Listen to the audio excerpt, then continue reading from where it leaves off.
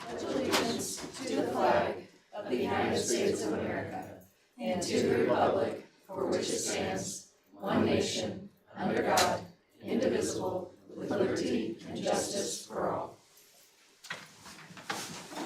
All right, could we get the reading of the mission statement, please? Richmond Community Schools guides students on pathways of learning to a future of limitless possibilities. Thank you. And the vision statement. Richmond Community Schools, a collaborative, community nurturing mind, body, and spirit to prepare students for lives of choice, purpose, and service. Thank you, Mr. Zaleski. I believe we are moving on then to celebrations. Dr. Wright, is there anyone you'd like to introduce tonight? President Stoll's trustees, I ask that Mrs. Bridget Hazelbaker, our Director of Marketing and Communications, join us at the podium to introduce tonight's celebratory students and staff. As you can see, we have this nice room. But I actually am going to pass the baton on to Clay Bolster. So Clay Bolster is going to do our introduction for us.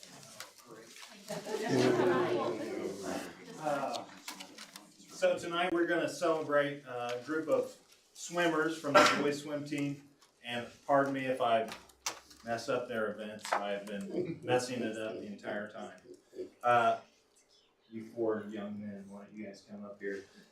All four of these young men qualified for the state meet in the 200 individual medley relay. And then we also had Caden Lindahl that qualified for the 100 fly and the 100 breaststroke. Caden was also set a school record that was standing for 28 years, 1 year after I graduated from high school. So I'm going to let you guys talk with them. Obviously, they represented Richmond Community Schools and Richmond High School extremely well. So a couple questions. So I know Caden is a senior. We're going to be losing you. What about the rest of you guys? I believe. We're all sophomores. I'm sorry? We're all sophomores. Yeah, I was going to say, I believe you've got a few more years in the works ahead of you. All right. No, that's exciting. Yep, definitely. Caden, what are your plans for next year? Next year, I'm going to IU Bloomington, hopefully graduating in 3 years. I'm going for exercise science, and I'm going to go to the state police after that. Love it. You know a little bit about that. Well, next summer, come do a ride along with me. Gotcha. Caden, it's pretty cool you put your name up on the board, man.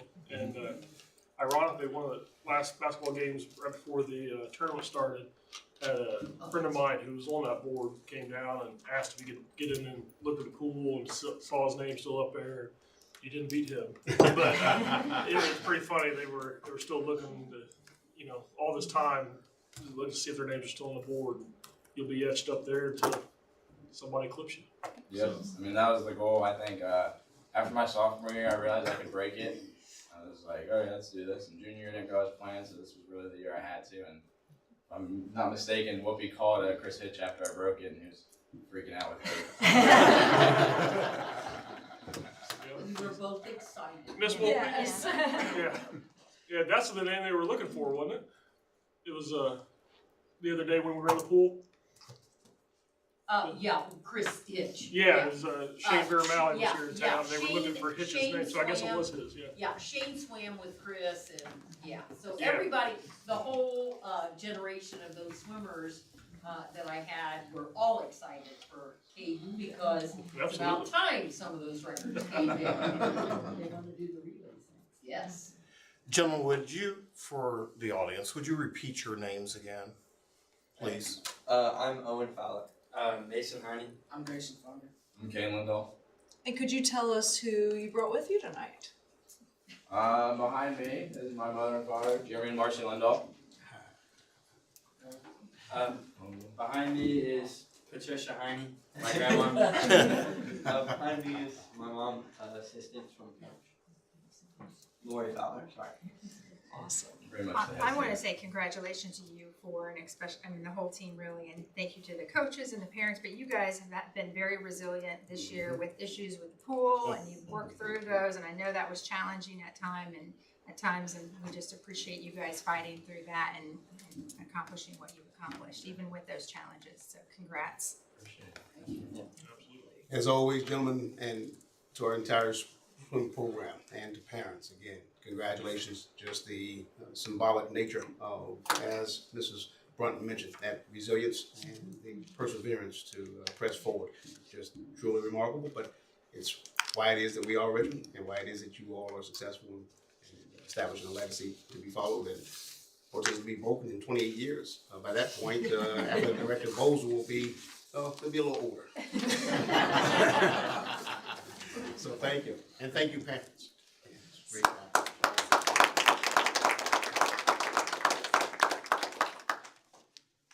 All right, so next we have our board reports and discussion. Item number 3.01 is Educational Planning Working Group. Kristen, John, and Stacy. Stacy obviously not here tonight. Anything to report on that? We have not met since then, but I know that, I don't know if this is the place to talk about, I think the calendar committee did meet and discuss further the proposal of the calendar maybe and the bell schedule too, so maybe this would be the time to share that. Yeah. I wasn't part of that, so. We are gonna have that on action items. Okay. But is there like some preliminary discussion that needs to take place, or what are your thoughts? Well, just from, if I can interject, Yeah, just yes. from a informational standpoint, as Mrs. Brunton mentioned, indeed, the educational working group had met. There were several topics that was discussed, so I recall and remember.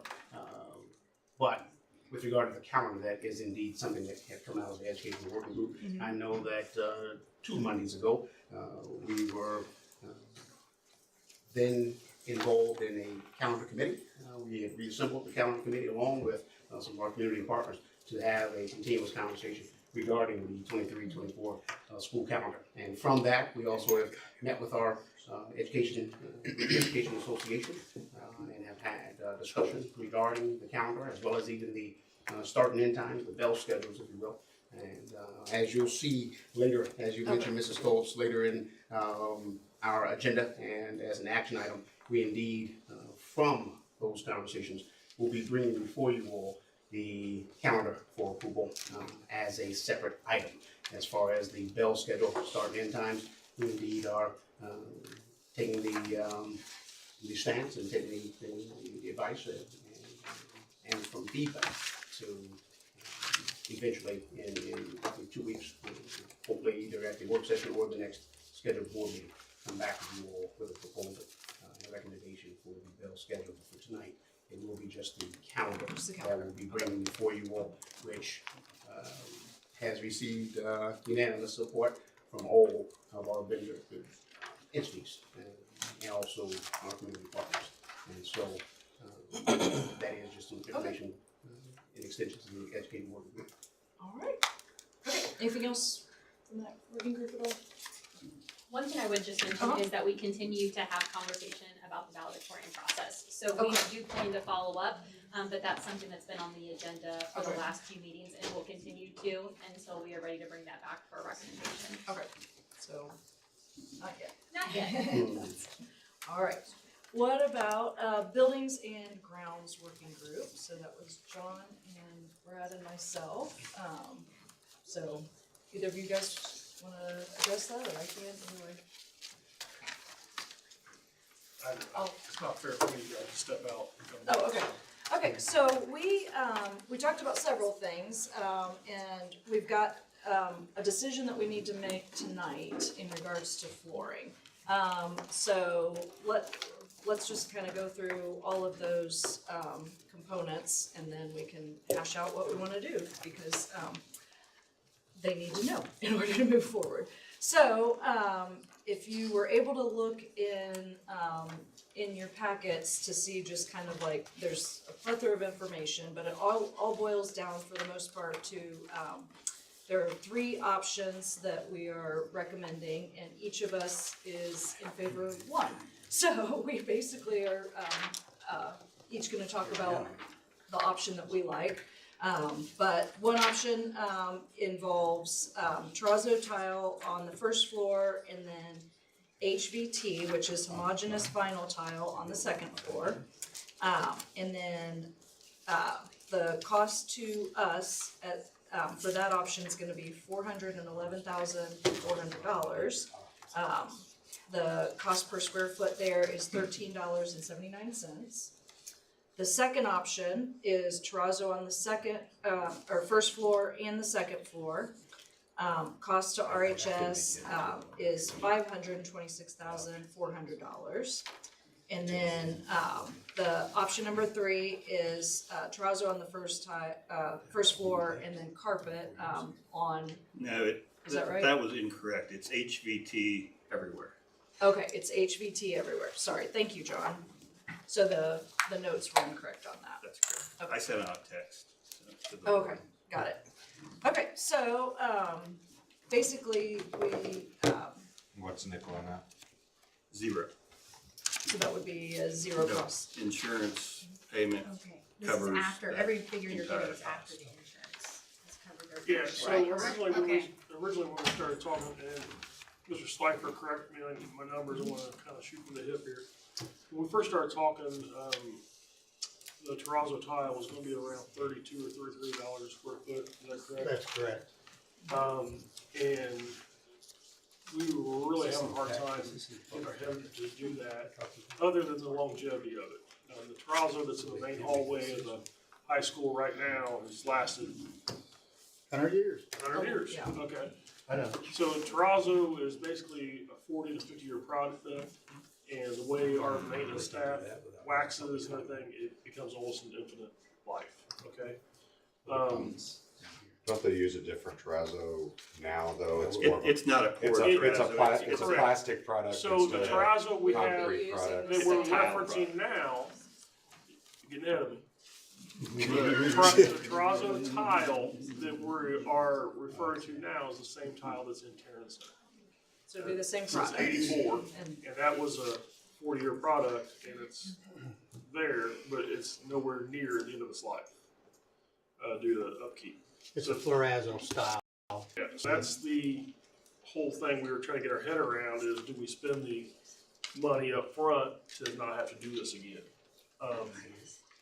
And now, with the insurance kicking in, that takes that number from 33 down to 17. 17. Now, the other option, option 1, is putting the HVT, which is a similar looking product, on the second floor, and takes that cost down to, after the insurance kick in, to about $13 a square foot.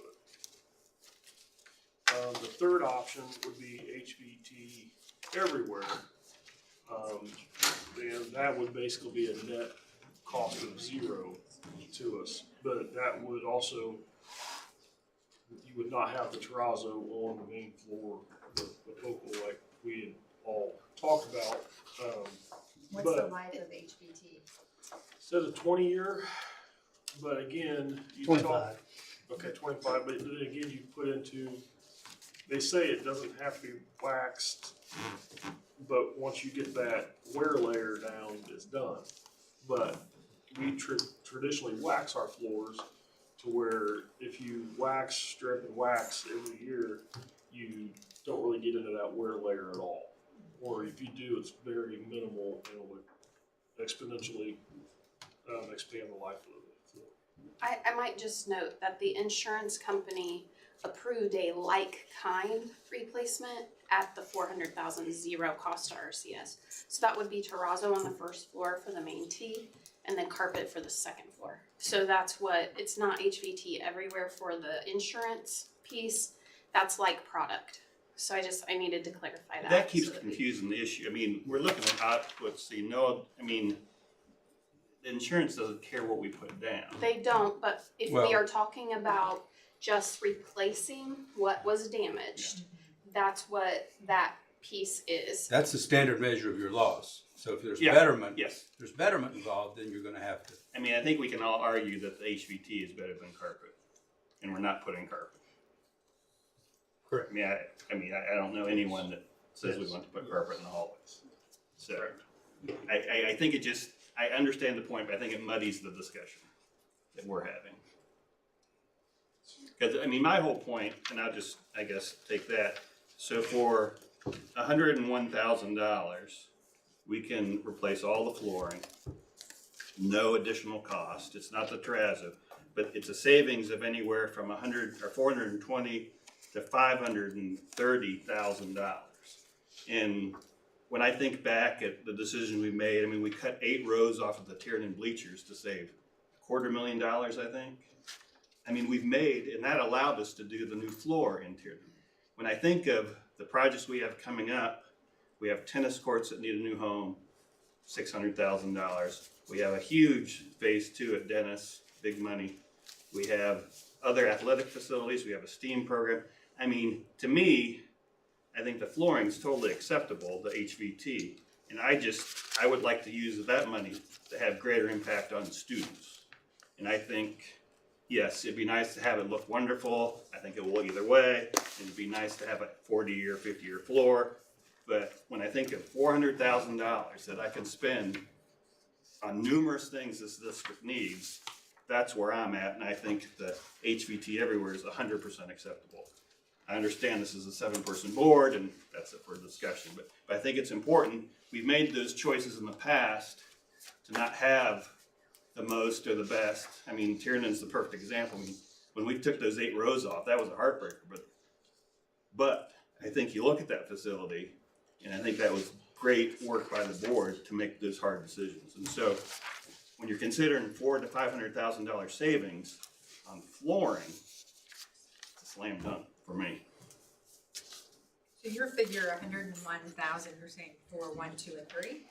Or what are you saying? 1, 2, and then it also includes ceramic base, correct? Yeah, so that was an upgrade of like Okay. $40,000. But why did they say net zero and now you're saying 101? The total cost is $401,000. Oh, you said 4. Okay, got it. Insurance is paying roughly $407,000. No, so the insurance has already approved $407,000 toward this claim for flooring. We can do with that whatever we so choose because that's the amount that it would cost to do carpet on the second floor and in the advisement center and terrazzo on the first floor. We can decide what product we want, but any differentiation from that costs us the difference. Yeah. So that's where there were alternates for all of the fingers that touch the corridors, that we wanted to know how much it would cost while we're in there doing it. Is it worth doing?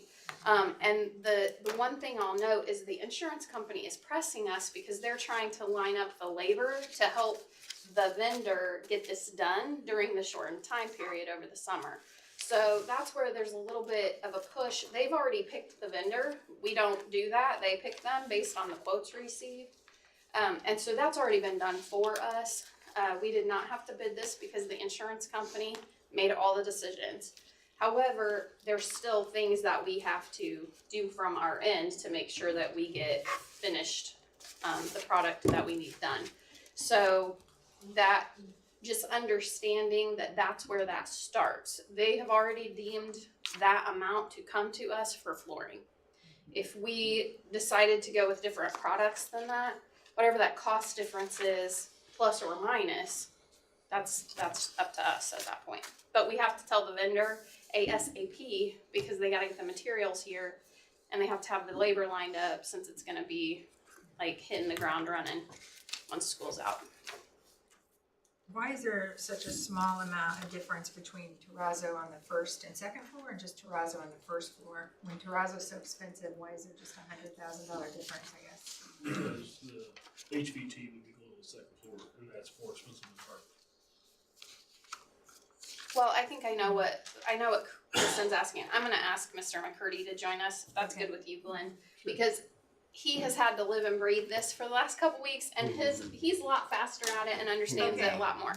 And so, I just think he would be a help to us right now, because we asked that question, and I do not want to say it wrong, and I know Glenn doesn't want to say it wrong at this point. So, What was the question again? Well, I'm sorry.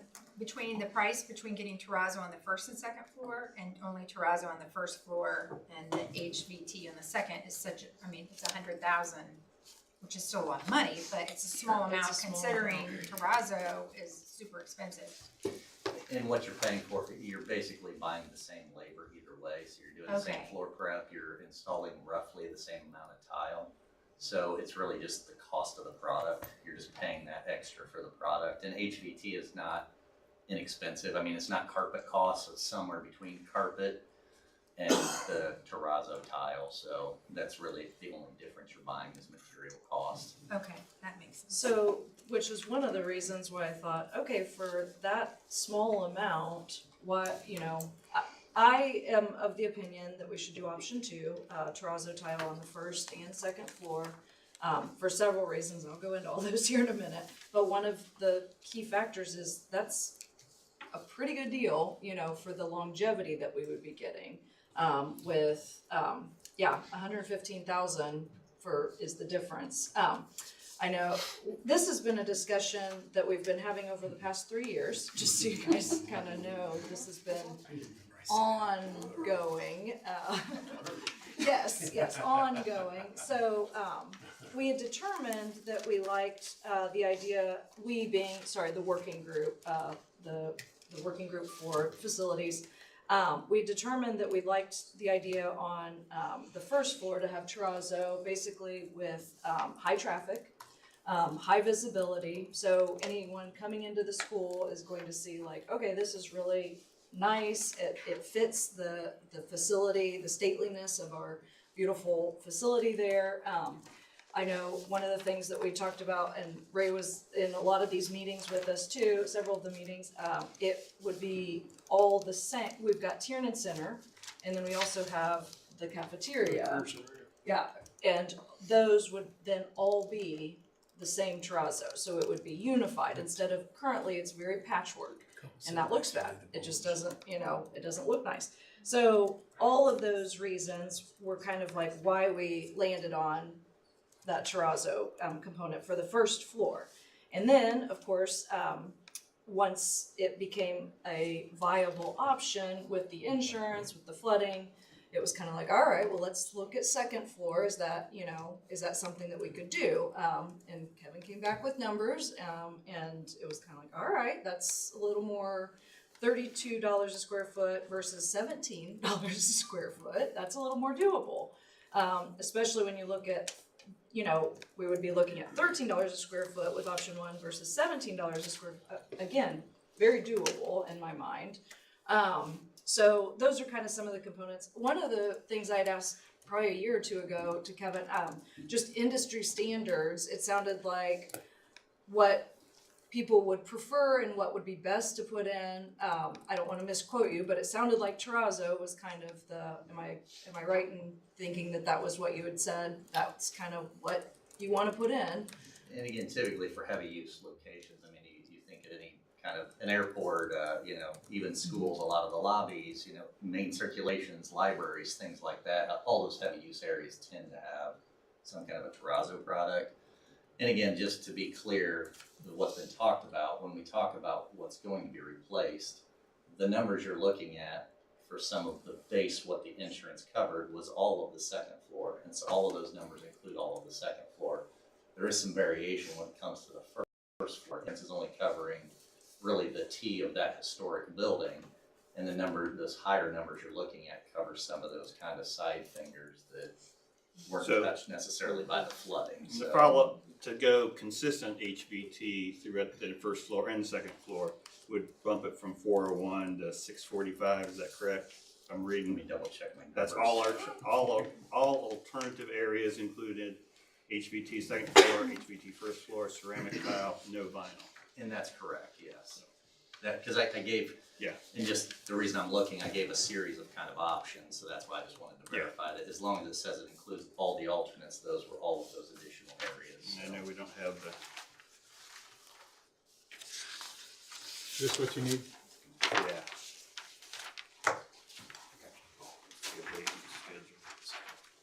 And yes, you're correct, so that was that 645,000. So Oh, you got it. there's several alternates. Yeah. Each one of these, this is the entire Each has floor. its own This cost. is Alternate 2. These are That's the Yeah, there's So like- I'm a there's like little 8 different confused, alternates 'cause when we do this. option 1 and option 2 both say all alternate areas included.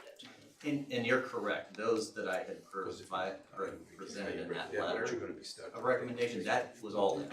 Okay. I just wanted to be clear to differentiate, because I think there's some confusion about why is it more money to get everything consistent, and that's the fact that insurance didn't cover all of Right. the areas that we're talking about that are included in some of these larger numbers, so that's why you're hearing this 407,000. And even the number that Mr. Weber referenced of 401,000, that doesn't necessarily cover all of these additional areas. So I just think there's some confusion about Right. what is insurance covering versus what are we asking and why are there added costs? Okay. What's the need versus want? I mean, we need to have some of the flooring replaced. We would like to have all the alternatives done so it's Right. consistent throughout. My whole point is, it's a lot of money and I'm very content with the need. And between Kevin and Karen, remind me what we had allocated for this project. Was it 800 something thousand? We hadn't officially allocated Okay. anything, we just had seen previous estimates Okay. at 800. We had not actually allocated Sorry, direct funds at that the time. previous estimates. Right, we Okay. just have done estimates. Okay. So I guess I would say in our previous conversations, when we had looked at those, And when we were wrapping our head around the $800,000 quotes we were getting, Karen, and Kevin, what were we looking at doing with that 800,000? Was that terrazzo? We didn't actually go get quotes, the terrazzo was doing everything. Terrazzo was like anywhere from, I think, 846 to 1.2, 1.4, just based on the market at that Right. time. So that was just first floor. We didn't talk second and third because Yeah. that's why we looked at different product for those. So, yes, we talked about it. No, we did not get official quotes. Everything was just kind of looking at, exploring and saying, wow, that's expensive. We need to talk about it. Let's test third floor first. Yeah, And that's yeah. where we stopped. And we did the Yeah. epoxy on the Yeah. third floor, which I would say disappointing results. I think in general, people were kind of disappointed with the finish and how it looked. I don't know exactly. I think there's lots of variables to explain that third floor. But in general, I think we were disappointed enough to not really pursue epoxy further. That's correct. that was, yeah. And that's why I was leaning into option 1 of doing a terrazzo on the main floor, making that your focal area, because that's where everybody walks into the building. And then doing HVT on the second floor, which it is a cheaper product than terrazzo, similar characteristics, and that way to where down the road, if we get into having to replace the third floor again, because it may or may not be working out, we could potentially go with the HVT up there, which was a cheaper product down the road. So that's why I was leaning toward option 1. And the price difference between those two options is 115,000. And 115. what's square footage of terrazzo's $32 a square foot? If we were to just do it, what's HVA or HVT? Double check. Putting you on the spot. Well, that was on the We're gonna hold sheet. you to it. No, and that's where on the bid tab that I had provided the committee, that is on there, and I just want to double check. You're in the $20 to $25 a square foot range. So, About $8 to $9 difference. yeah. And that's again where that delta's coming from, Right. the cost that you would. But it lasts double the amount of time, which is, At least, it sounds like, just, I mean, The time frame. I mean, I'm seeing John's point too, where with our maintenance of our facilities, I mean, it's gonna be a 40 or 50-year floor. Yes, there's a wear layer to those. If you do use HVT product, they have options depending on the product you get that you can get with or without wax on that product. However, as Mr. Walton just said, there's a wear layer on that product on it, and by enhancing it or making anything last further is you wax it. Once you start waxing it, you always have to wax it, and then that's what extends the life of any flooring, whether it's VCT, HVT, LVT. That enhances the life of any product that you put on the floor. For example, the terrazzo tile that we're looking at, that's typically a 40-year product. By taking care of it, we can get 80 years out of it, just as we have, plus. The HBT that we're talking about is a 20, 25-year product, depending on which one you select. By enhancing and adding wear layers to it and taking care of it, it will also last. We'll get 40 years out of the product as well. So it all depends on how you want to maintain it in the future and how you want to allocate monies to take care of it in the future too. I think I agree that there's a lot of scenarios there and a lot of things that to look at. And going back to our working group, is the first floor, they want uniformly across the first floor to make it look a lot better. We'll never have a better opportunity to do any of these things now, no matter how you put it together or slice it. I mean, we got $400,000 from the insurance. Unfortunately, we had to have an accident to happen to get this money, but if there's a blessing that, we're gonna get some floor replacement out of the deal. But don't forget, part of this base bid on there also includes the old library advisement center and an office just south to it. It includes that in there too. So the corridor funding itself is $373,000. And then the other part, the remaining part, is for that old library section upstairs too. Which is carpet now? It is carpet's the old wonderful red carpet, if you guys remember that. It's been up there for a long time, and it's time to maybe go. It's just wore out. And if the board wanted to consider the uniformity question, to take the HVT through the whole first floor, much equivalent to what option 2 Mr. Walton talked about, that bumps the cost up to $645,000 as compared to $818,000. So then you're looking at less than $200,000 between those two options. But if that's important to you, to have all the colored areas the same, that's where you can spend your money.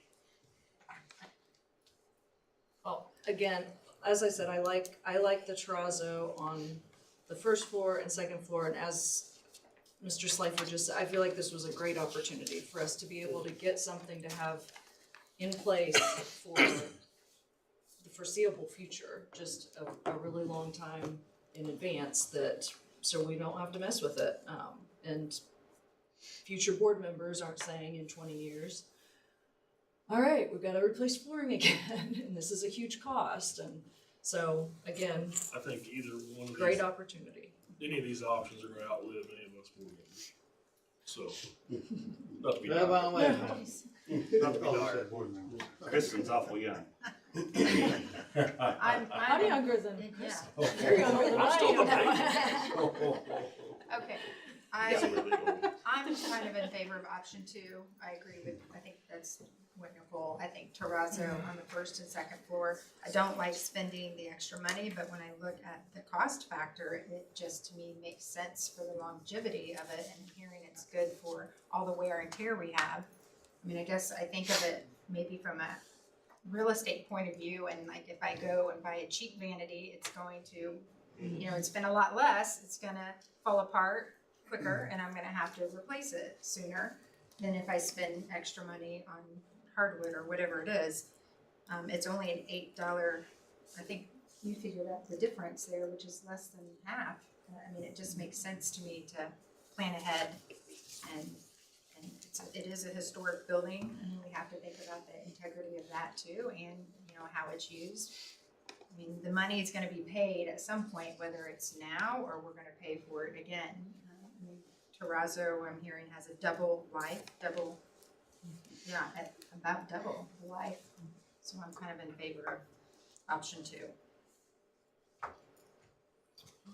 How are others feeling? With John, we have a lot of things on the finance side that are on the table and needs that the HVT everywhere satisfies this need and still doesn't deplete funds from other needs that we have.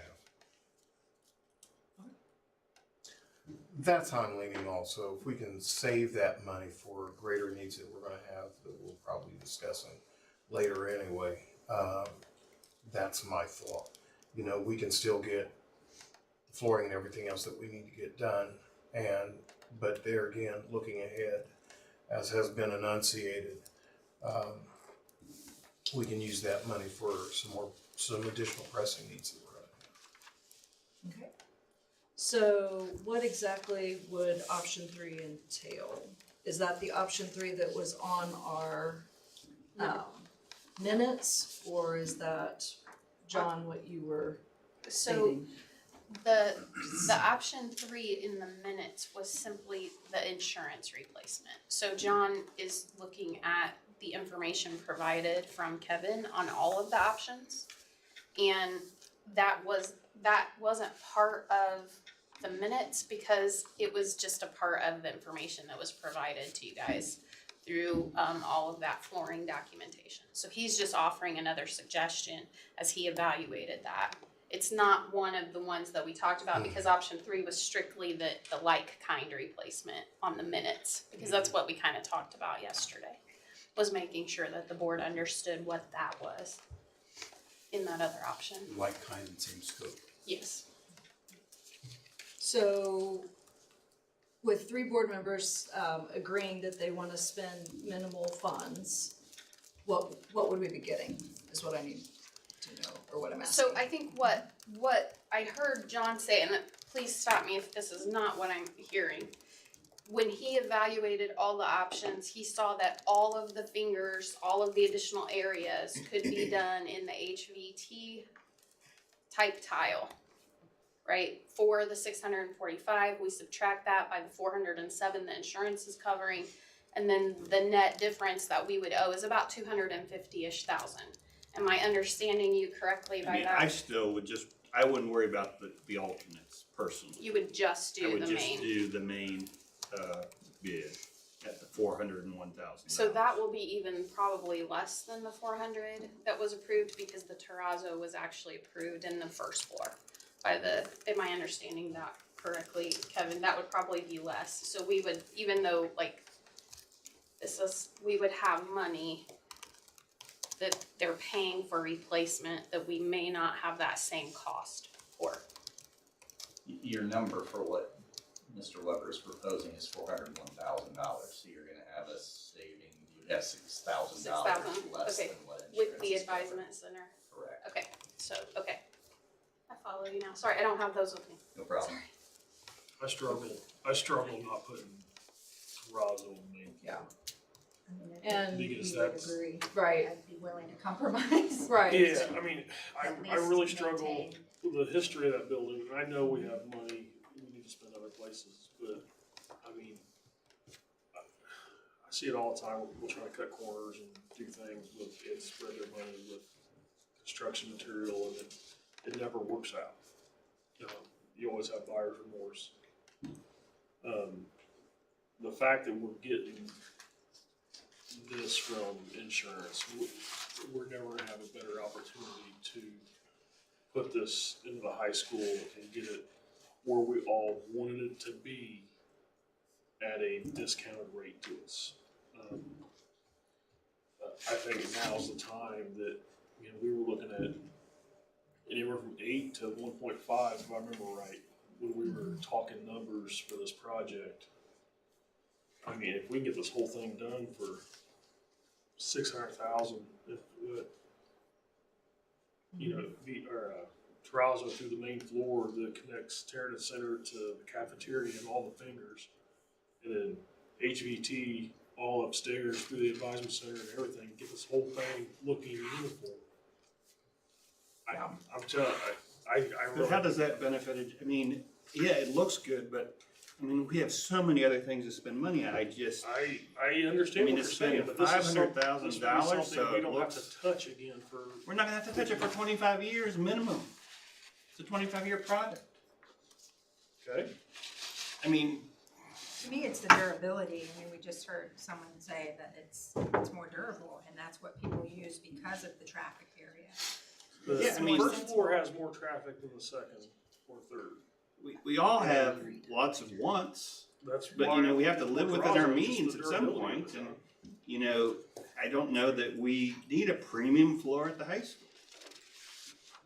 I think it'd be nice, but I have no reason to believe that the floor or the, what's the HVT? The HVT would not be almost as attractive. I mean, they look almost the same and meet all our requirements.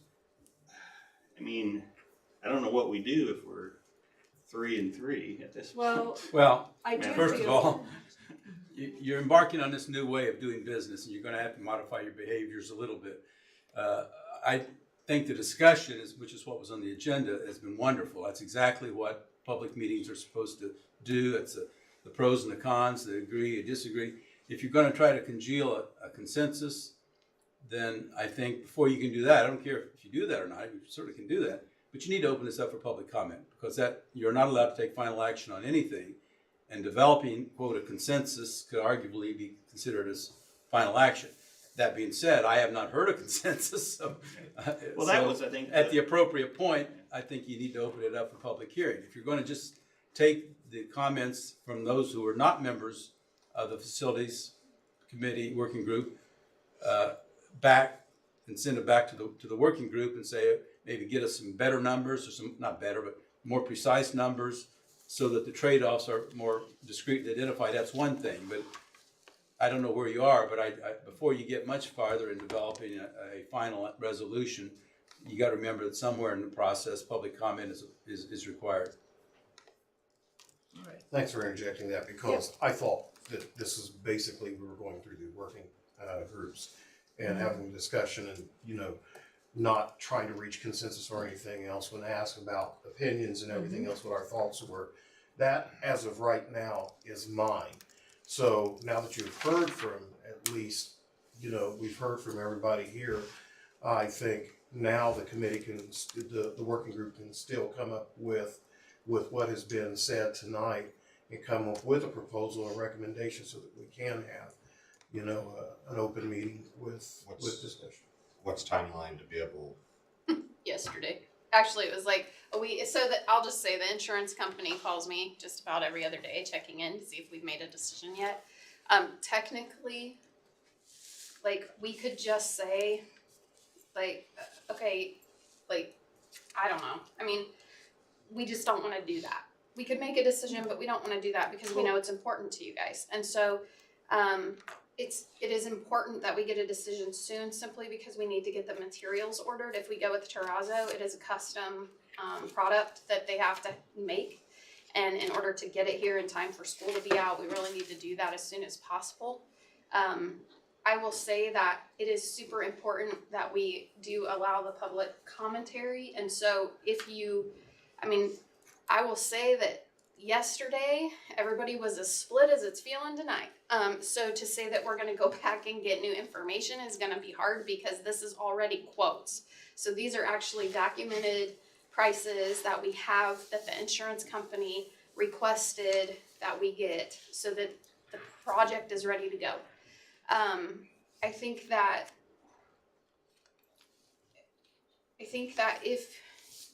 if you can't come to consensus, we have to find a way to move forward soon. So I don't know what that means. I don't know whether you want to think about it and we call a special meeting. I don't know if we want to put it on for but weeks is problematic, because the insurance company is pressing us, and not a little bit. And so, because he'll say we just have to go with what's there if we wait too long. I'm gonna be really, really frank about that. And then it's just what it is, and that's the way it's gotta be. So Well, I'm I feeling think that we like- just need to be aware of that. I would like to hear from Mr. Slifer, your recommendation, being the facilities director. Oh, put me on the spot. Yes, sir. Well, there's multiple ways you can look at this, for sure. And just to tag on the material, product, getting it in, that same applies for the HVT product, getting it in, is still a length of time to get it in. So, everybody has their own views, and if you're trying to get things normal and look uniformed in the front, you'll never have a better opportunity, hands down. If you're trying to, if you have other things we got funding to go to and spend to, that it plays a big role into it. Because we do have this opportunity to get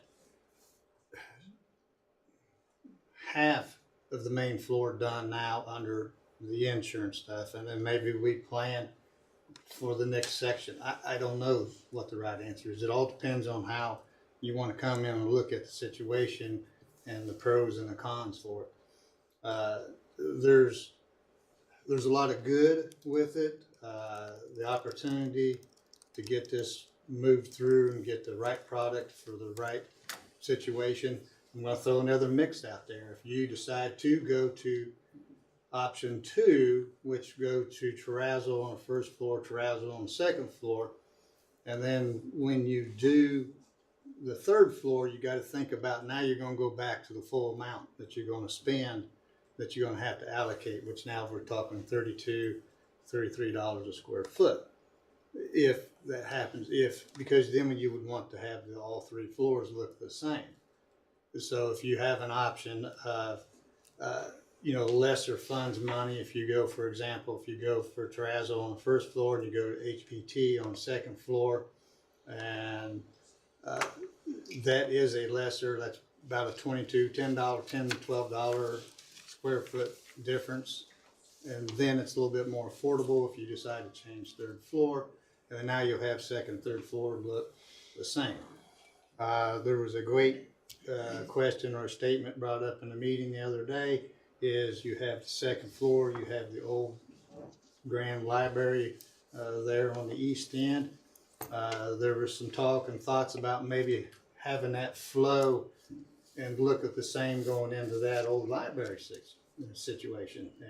And it all looked good together and flow together. Well, you wouldn't want to flow terrazzo into that old library. So you would want to, you have more of an HVT product or a carpet product that you want to flow into that. So if finances wasn't an issue or anything, hands down, I would probably pick option 1.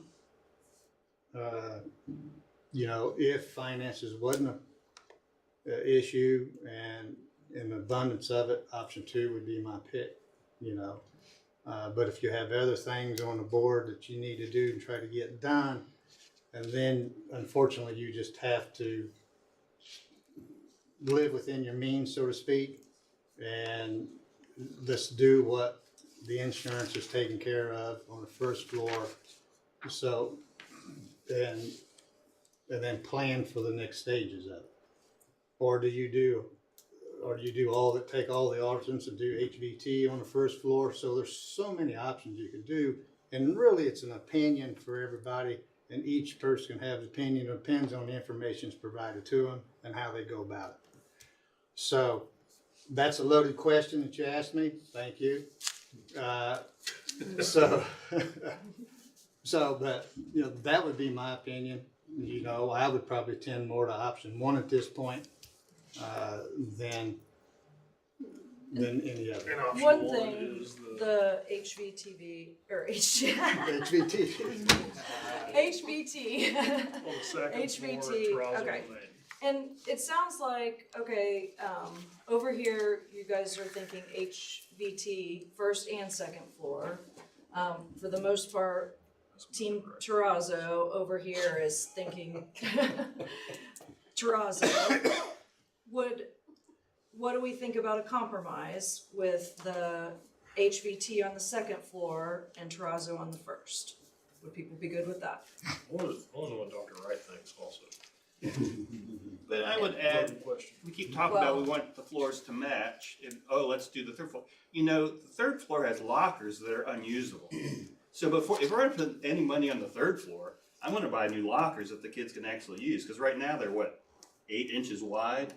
I mean, flooring is a great luxury, but terrazzo on the third floor? Come on, guys, really? Is that where we're heading? I mean, I don't think anyone We're not said, talking no about one's even terrazzo. said but this terrazzo whole on the match, third I mean, floor. this, every floor has to match. I don't What's know. on the table right now, John? I don't know Is quite. Terrazzo on the first floor, the high traffic, most visible areas, and then on the second floor have HVT. But you That's also the want to, compromise with the that thought we're that talking we'd about. eventually replace the third floor early, right? Before the epoxy is worn out, which is all fine, but I think we have real tangible needs that we're just kind of glossing over. And so that's why I bring up the locker situation, because we have lockers that are unusable, and if I'm gonna invest in the hallways, that's where I'd put money.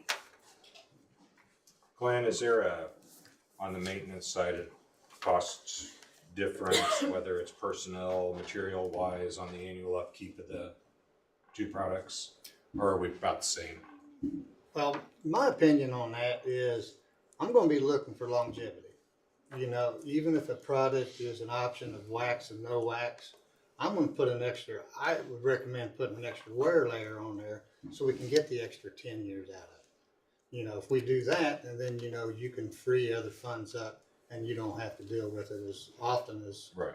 So I would tend to want to, even if it's a maintenance-free product that has the option, I would want to tend to put another wear layer on it for the longevity of the product. But between the two, so we're gonna wax them both, there probably isn't gonna be really a cost difference in maintenance No, between the there- HVT or the Terrazzo. There would be no So we're cost. looking at the annual cost, the ease of use, the Right. ease of maintenance, No, same on both sides. Mr. Stevens is wondering if you're wanting to sit down, Kevin. or- I'm fine, I mean, Okay. I sit all day. I don't have any more questions for you. The one thing I'll note is it will be a little different than what's there right now because we do have carpet on the second floor. So the costs between the two are no different, but it will be a little different than what we are accustomed to at present, knowing that that second floor will need waxed. So it's just an FYI, like between the actual products, it's still gonna, like Mr. Slifer said, waxing is probably the way to go, just to get a little bit of extra Life. time out of it. And it does look better. It looks better longer, I guess I should say, when you wax. Do you have to wax with the HVT? I believe we heard no, right, Glenn? No, there is an option if with Yeah. or without, yes. So that is at least an option. However, Yeah, we put the wear big light difference down is to- between- Down to the lower end of the 20-year. yeah. Or the big difference really is between what we do right now versus what would we be doing. That will be different, but.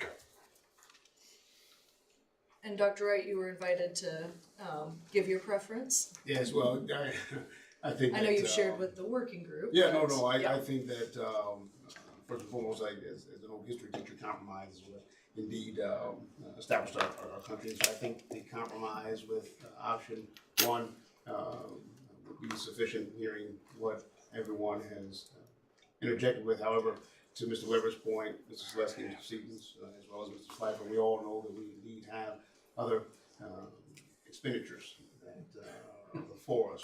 But the bias that I, along with other medical graduates and those that are and have come out of RHS, we indeed appreciate the nostalgia, as Mrs. Bronton mentioned. It is a historic building.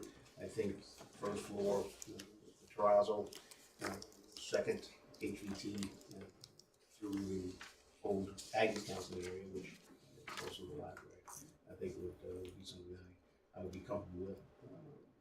I think most importantly, as Mr. Slifer interjected, it was an unfortunate setback, and we appreciate faculty, staff, students, and all of our stakeholders who sacrificed during the month of January. But indeed, we have an opportunity here to make the high school what we expect it to be, which is our flagship school within our community. I just keep looking at, you know, we've talked about this for 3 years. I've seen numbers as high as 1.5 for Terrazzo and then something else on the second, third. And we're looking at 645 to, that's a big, It's a huge big savings. savings. I know it's a lot of money. It is a lot of money. But when you're looking at versus what it could be to, if we were just out of pocket replacing this, is we'll never have a better opportunity to do it than we do now. All right, any further discussion or? Okay, so it sounds like we need to take this back to the working group, now that we know where people stand, per Ron's, advice there, and, We'll be coming back to you all with a strong recommendation. yes, we'll be coming back with that. Or we could vote later in the meeting, Right. is what I heard from Karen. You heard it from Ron. But Ron You'd said have to, we you'd could have to have add an agenda item. You'd have to add Well, I mean, if you want to open it up for public hearing now, you can do that. But, I mean, you haven't advertised it. I think the minutes from the meeting were just executive material only. I don't think they were part of the public packet, were they? So that's not at all consistent with the transparency required by Public Law 83 or 4, I forget at the time. So, again, we do need to bring it back to the working group, Pardon? correct? Can we add it as an emergency agenda item? They can have a special meeting if you want. That's up to you folks. But I mean, if I heard your question was, can you vote tonight? The answer is, I don't think you're ready to, but if you could, if you were, you could, but you'd have to open it up for public hearing. Oh, so we can? Yeah. Okay, thank you. You just have to open it. Well, Okay, what he's saying is we didn't advertise. You can add it as an emergency agenda item and then open it up to public hearing and comment okay. and do it later on in the agenda, I believe is what Mr. Or Cross he is said saying. you can open it right now for public commentary and then And then close. do it here. Okay, if So you that's can do okay, either Ron. way. If matters are on your agenda, including addenda to the agenda that are available to the public, then Okay. you can, you're okay to take final action on those if you have public commentary at the front. Okay. If you wait and you're going to defer public commentary, then any of your final action is going to have to be subsequent to the public commentary. Gotcha. And Okay, the final action is a vote. okay, so would we need to do the public commentary right now or where it currently is at action, or at item 4.0? Is it? Either way, according, I thought that's what Ron said, either way. Okay, well then, I'd like to just open it up if that's good with everyone. All right, I'm gonna throw this out there. please, I'm Aaron. gonna throw this out there. We can do this, however, with the limited public that we've had and the limited amount of advertisement to the public right now, there may be people out there who would really want to have an input on this. Okay, There may be some teachers from all three of the floors. There may be some people who might want to be involved in an input and a conversation who aren't here tonight. And even if we do have a finance hearing right now, to discuss this and invite the public, they're not going to have an input. And if so many of our thoughts now in regards to having that transparent, that open communication with all of our stakeholders and everything else, it actually eliminates an opportunity for them. That's just my thought. okay. I think what we need to do is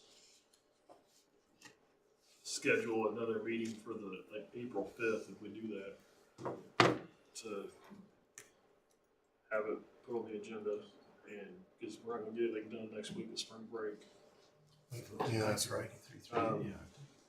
And that's gonna be pushing it for Karen. I mean, I Yeah, don't know I if she mean- can buy that time to the. That's I mean, do we typically have Yes. public commentary on flooring that we purchase in buildings, or, I'm The not only saying that we reason- shouldn't have it, I know we need to hear Right. from the public if we do that, but is this something that we need to wait on, that we typically talk about the decorating at buildings, or, I'm just asking.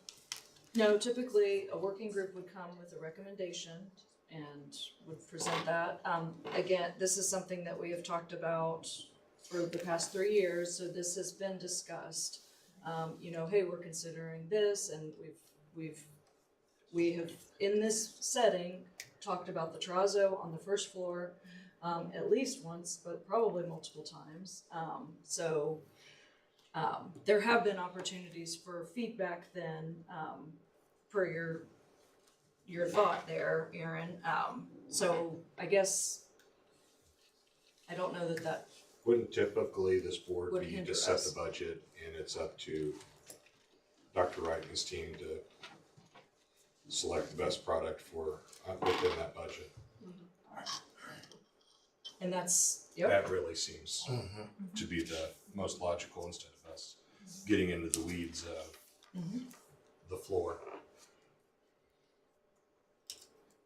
Okay. All right. So based on that conversation, it sounds like we're okay to simply allow you to make that decision? Is that what we're saying?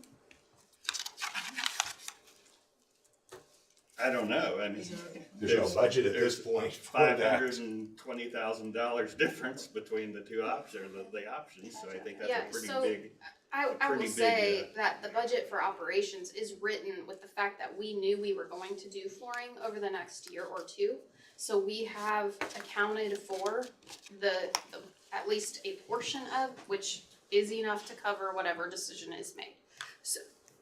So knowing that we had the remainder of the HVAC project, a little bit of the pool that we were gonna have, I mean, like, it was not necessarily planned to do everything first year because we were gonna do it in phases. But I mean, the operations budget plans for things that come up. So it is feasible with the current budget. We wouldn't have to amend the plan at this point. Unless you just prefer to. So. And Mr. Scoff, I apologize, just for clarity, is that with option? It's technically with any option.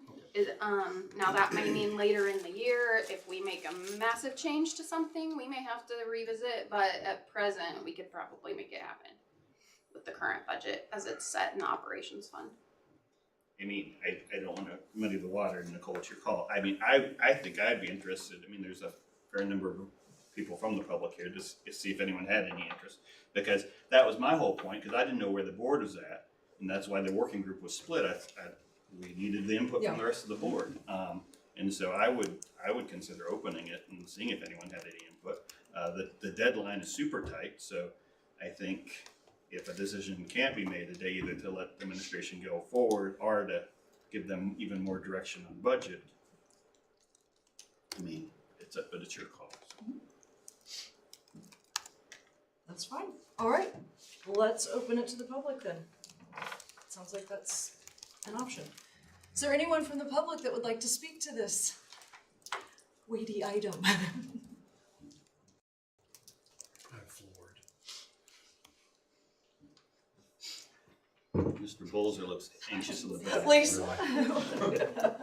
Why do I get all that? I will just say I like what Kristen had to say, and as a person who has a home myself, those are kinds of thinkings come into my head when I'm looking into investing, thinking about what's gonna really last, what is super quality that we're going to invest in that can last us for a good long time. That comes into my head. And I was Googling what are the betterments between HVT and terrazzo, and terrazzo is much more substantial and durable and looks more beautiful, of course, but also cleans up nicer, and if very heavy things are put on it or dropped on it, it doesn't get damaged like HVT could. Any other public commentary? Wasn't gonna speak on this, but something else, actually.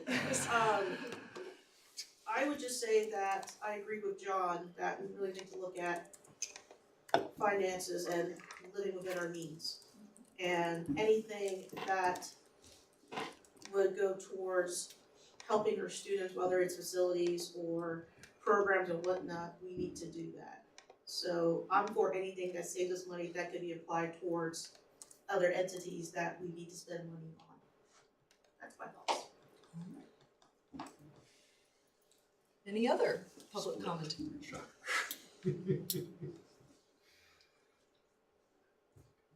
All right, sticking with the theme tonight.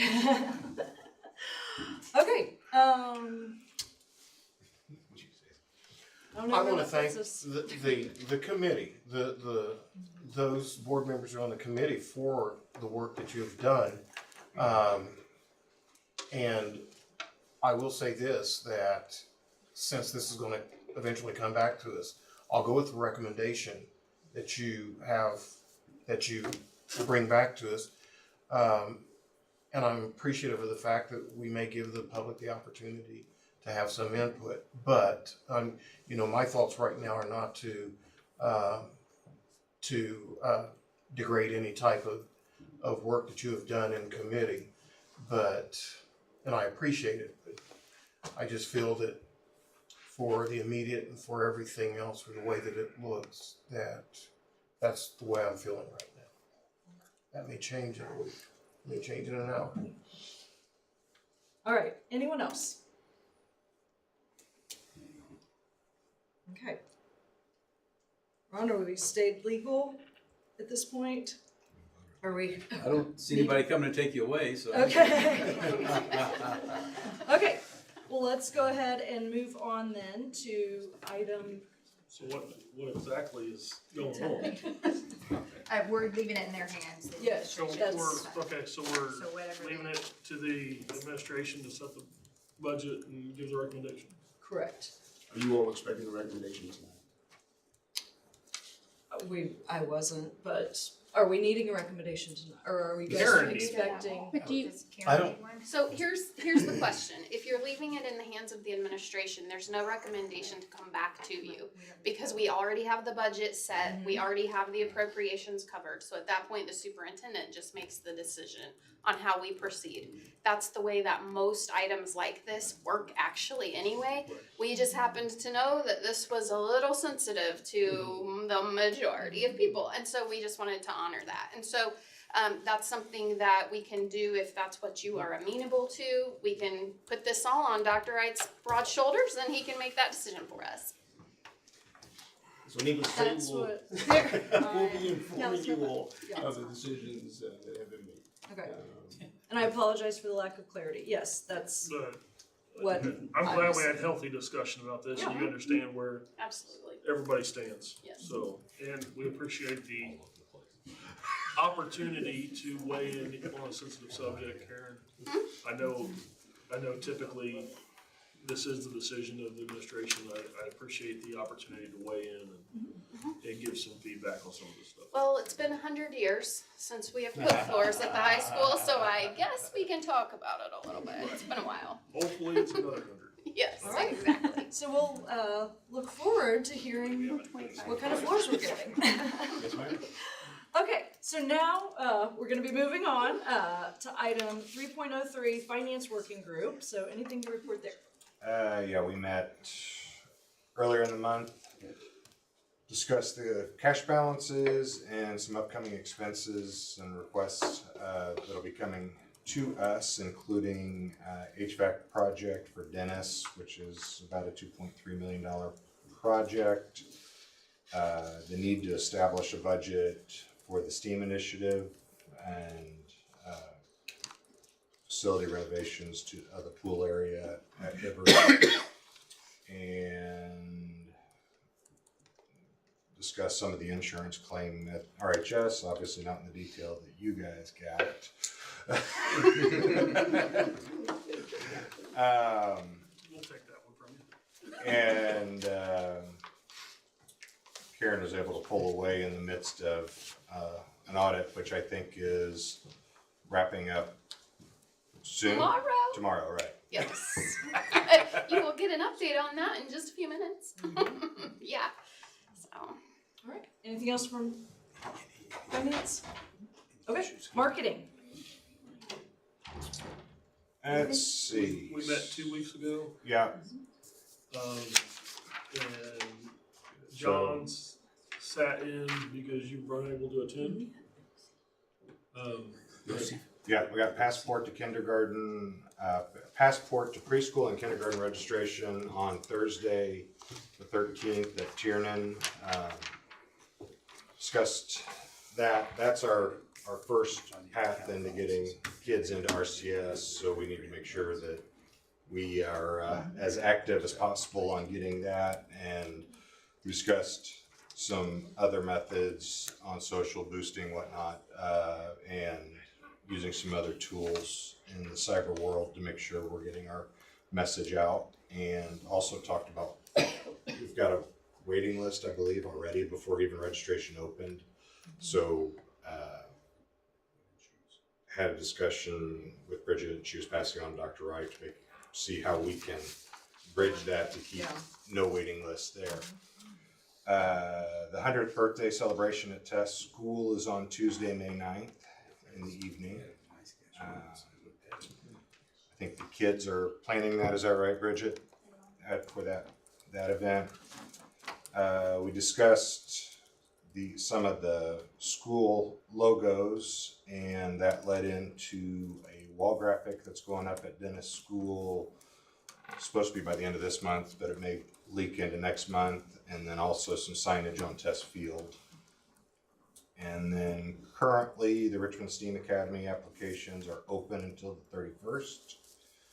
And Mr. Hensley's been on radio and I think WCTV, and flyers and Parent Square announcements went out. So Parent Square is a new communication tool for us. So yeah, and that's the STEAM. And let's see. February's committee and staff newsletters had over 3,000 views. And anything else, Brad? I can't think. No.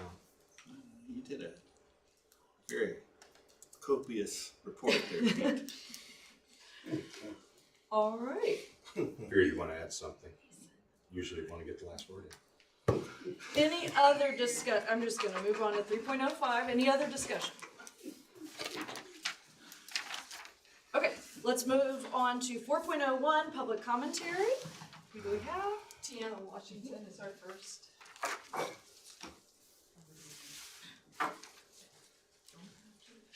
So obviously you're reading like a thing about public commentary, so you're not gonna read that tonight? I was going to, Yeah, I got distracted.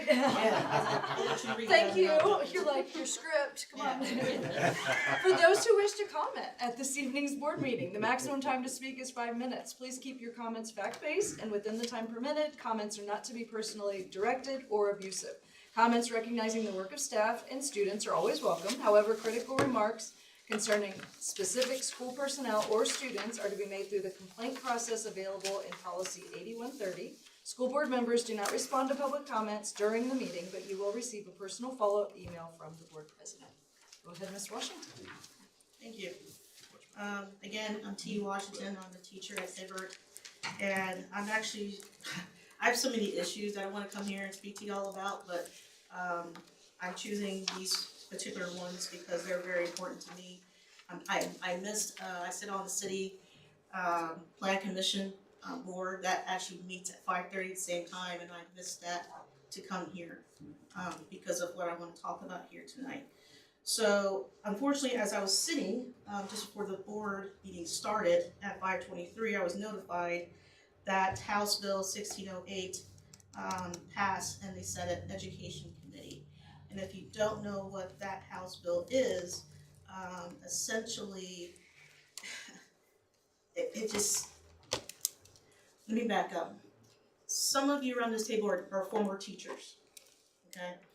And I know, at least for me, the first thing I do on the first day of school is I go through my roster and I try to pronounce the kids' names correctly, because I know my name's been mispronounced for years. I hate that, that's why I go by T. But I always ask the students, is there a name that you'd be preferred to be called? And it doesn't matter whether that name is related to their biological sex. It shouldn't matter. I simply ask, what name do you prefer to be called by, and I will call you that moving forward. I have no issue with, as a teacher, I think that should not be an issue at all, but with this bill that just passed, if that student tells me a name that they want to be called that is not related to their assigned biological sex, I will have to say, stop, I'm sorry, I can't call you by that preferred name. I would then have to call their parents and basically out them. Okay? I'm not in the business of doing that. Our students trust us with so many things. School is supposed to be a safe haven, and these bills that are coming through the State House is just unreal. This targeting, again, I'm getting upset. Because even though I don't identify as LGBTQ, I am a strong ally. And the fact that there are 18 bills specifically targeting LGBTQ students, this session alone is just unfathomable. Like, we have to stand up and fight for our students. We need to fight for their rights, their dignity, their wellness of all Hoosiers. Because we have to say no to this slate of hate that is going on right now. I feel like if we do not support our students, we're going to see an increase in depression and suicides. I can't tell you how many students this year I've seen go to Whitewater because of mental health issues, and some even involve LGBTQ. We need to love our students. We need to accept who they are. We have to have understanding and respect. And these bills right now are not doing that. I'd also like to speak on Senate Bill 12, which is currently named the book banning bill, but I call it putting librarians and teachers in jail bill. Because if this bill passes, I'm a science teacher. I teach all general science content. If I were to have a student come to me and say they need a book on human body systems, for example, okay, a parent, and that student will take that book home because they need to study for that particular body system. A parent can say, well, I don't think that book's appropriate, and then they can turn me in, and I can later get a felony for that. Since when are we in the business of putting librarians and teachers in jail simply for educating our students? I also want to speak about House Bill 1001, which is the state budget. For some reason, our lovely legislators want to give a huge increase to private and charter schools, but yet 90% of our students are in public schools, and yet we're getting the least amount of funding. Doesn't make any sense to me. T, you have one. Thank you. And then, of course, finally, Senate Bill 46, which is on discussion rights. I became a teacher in 2011 when we lost most of our collective bargaining rights. I just happened to choose the wrong year, I guess, to be a teacher. But that is so important for us to be able to sit at this table here every 2 weeks and be able to talk about the working conditions, class sizes, making sure our students are safe. And if this bill gets passed, then we don't have a seat at the table. I hope whether it passes or not, I hope it dies, obviously, but if it were to pass, I will hope that RCS will still continue to meet with teachers and discuss these important issues. So what I'm requesting tonight is that the board please send a letter, something, to our state house and let the legislators know that we need to fight for our LGBTQ students, that we need to not jail our librarians and teachers, and that teachers need a seat at the table for discussion. Thank you. Thank you, Ms. Washington. All right, any others? Okay. All right, moving on to highlights and happenings, Dr. Wright. President Stoll, trustees, this is a agenda item that we have included so as to, again, exercise, as Mr. Stevens referenced earlier, transparency, as well as to share with our community some of the amazing things that are transpiring with our corporation. So, from the Office of the Superintendent, I have had the pleasure of meeting with the majority of our faculty, staff, and students over the last 3 weeks. And in speaking with, our faculty and staff, and I did speak with a few students that had some ideas that they indeed wanted to share. But in meeting with our classroom teachers, beginning with main office staff, nurses, facilities, staff members. It just really was all that I expected to be and then some. And so as that of a summation of my conversations, the majority of our classroom teachers, again, very passionate educators, very passionate and caring educators for not only their students but also their respective schoolhouses. But if there indeed were some common themes and summations that were gathered, indeed student behaviors was something that our classroom teachers are extremely concerned with, as well as we at Central Office are building our leaders. And that is indeed something as we continue to close out this 22-23 school year and look into school year 23-24, we are going to be addressing with a level of accountability that our teachers, our staff, our students, and our stakeholders deserve. And so that was something that indeed coming out of the meetings I was able to glean. Also, and this wouldn't necessarily be a surprise to anyone, but our teachers are indeed concerned with regard to salaries and wages that they're currently earning. And they understand and know that this fall will be engaging in collective bargaining, and that is something that they are indeed weighing in on with the sense of concern. And the other is paraprofessional. Whether it be lack of personnel, lack of pairs, as well as the pay in which they indeed receive. There was so many other things that were discussed, and I was just truly appreciative of the candidness that our faculty and staff trusted me with, and of what was shared.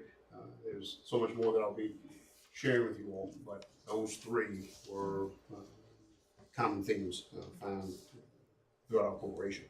Secondly, we have had two at this point. We have one remaining of our community conversation series.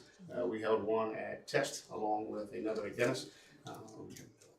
It has given us an opportunity to share with our community some of the challenges that we have before us, as well as ways in which we're addressing those challenges as a central office leadership team, building up leadership team, as well as within our schoolhouses with our teacher leaders and stakeholders. And so, in short, we have shared with them that yes, we oftentimes are encountering icebergs, but as is always the case, metaphorically speaking, the surface level ice that you see really doesn't truly tell the tale of what's below the surface. And so of the work that we've been doing, for example, going back to student behavior, was in a superintendent's meeting with Senator Rauch last Friday. Also have met with local judicial entities. We've also met with our local prosecutor's office just to, again, continue to partner and increase our partnerships as we indeed are looking to address some of the behaviors that we're experiencing in the classrooms and exercise such accountabilities. The community conversations, again, as departmental leaders, I know that our central office leadership team has had an opportunity to really enlighten our public and share accurate, fact-based data, whether it be with curriculum instruction, with facilities, with human relations, and or with our business finance department. And of the conversations that we've had and the questions that we've fielded, just this past Thursday there at Dennis, we had our community, which again is made up of business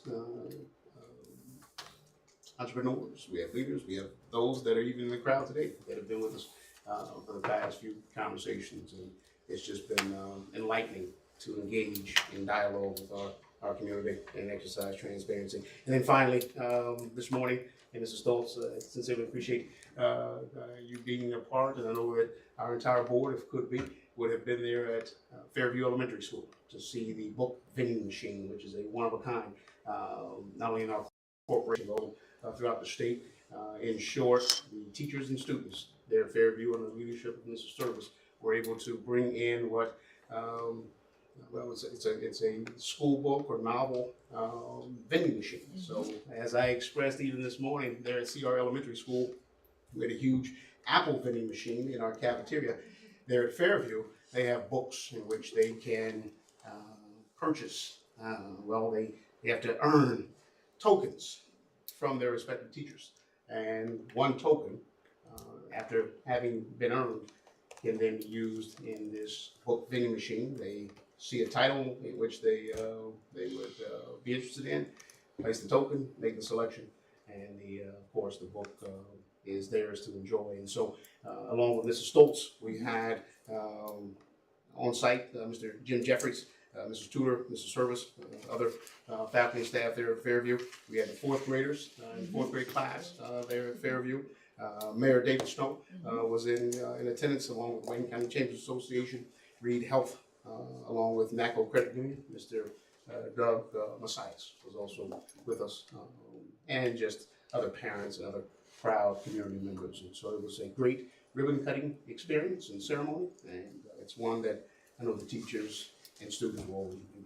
And so that's some of the happenings and highlights of Superintendent's office. Yeah, and if you guys have a chance to see this book vending, it's really cool, and it really, the kids are being rewarded for positive behavior, and that's, you know, earning the token, and then they're also promoting a love for reading, so I'm like, I love the concept behind that, and they were very excited about it, so it was really cool. I went to the meeting at Test, the first one, and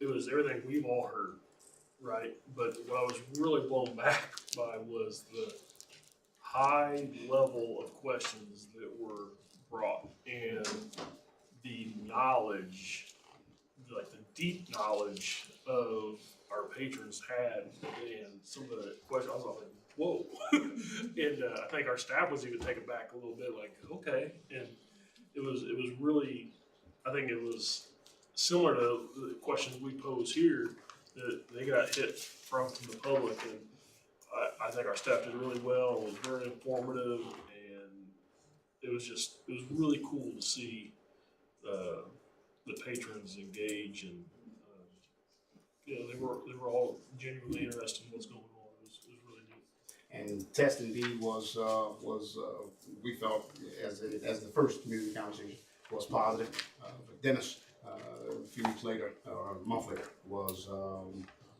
that much more attentive and also that much more participatory from the community. One of the things that we have been wanting to do is respect everyone's time, but our community patrons, as Mr. Ward alluded to, the depth and breadth of questioning as well as interjection, feedback, which we have so appreciated the feedback. And the suggestions of alternative things was impressive. So. So indeed, we are looking forward to the 3rd, which is going to be there at McGuire Hall next month, and we encourage all of our community to come out and take part. And to Mr. Walton's point, one of the parting comments that was made from our community is their appreciation for the transparency, for the ability and opportunity to engage in dialogue, and also to receive information, as you mentioned, Mrs. Stoltz, that oftentimes they are not privy to. And so we're looking forward to April's community conversation, and do indeed encourage everyone to come out and see us. All right, thank you. Mr. Sansini.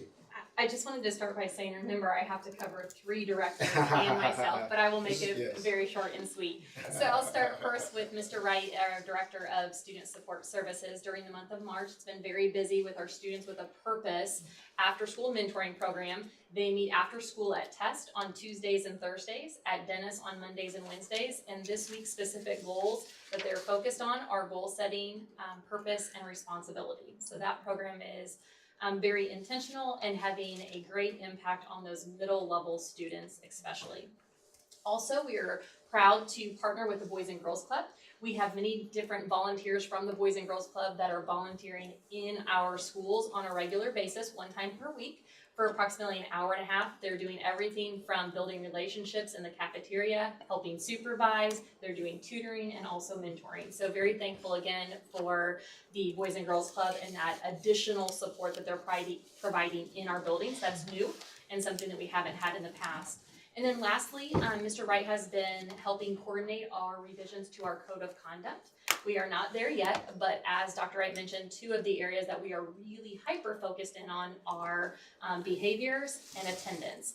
And so we met with our principals to start looking at that to ensure there's some systematic alignment. Also, we've been developing behavior matrix to ensure that we are consistent with our approach. This morning, we did meet with the juvenile prosecutor and someone from the probation department and our attendance liaisons. We started looking at what are our attendance liaisons, or excuse me, our attendance interventions that we are currently using, and what are some things that we could shore up as we go into next school year. Also thinking about how we can inform our stakeholders, our families and community of those attendance expectations to make sure that going into next school year, they know what is our expectation in terms of student attendance, and then what are interventions and or consequences that could come if those attendance goals aren't met. We do have another follow-up meeting on April 12th with representatives from each of our building levels to again clean up the attendance language to make sure there is some alignment across the 3 different levels. So we are excited about the work that's being done there. In terms of our Director of Exceptional Ed, Mrs. Markward, one thing that she's been working on closely with the dentist and test team and the behavior specialist is looking at the SCBW work that's being done in those buildings, reflecting on what's working, what's not working, and what are some additional things that we can put in place going into next year. Those conversations are starting.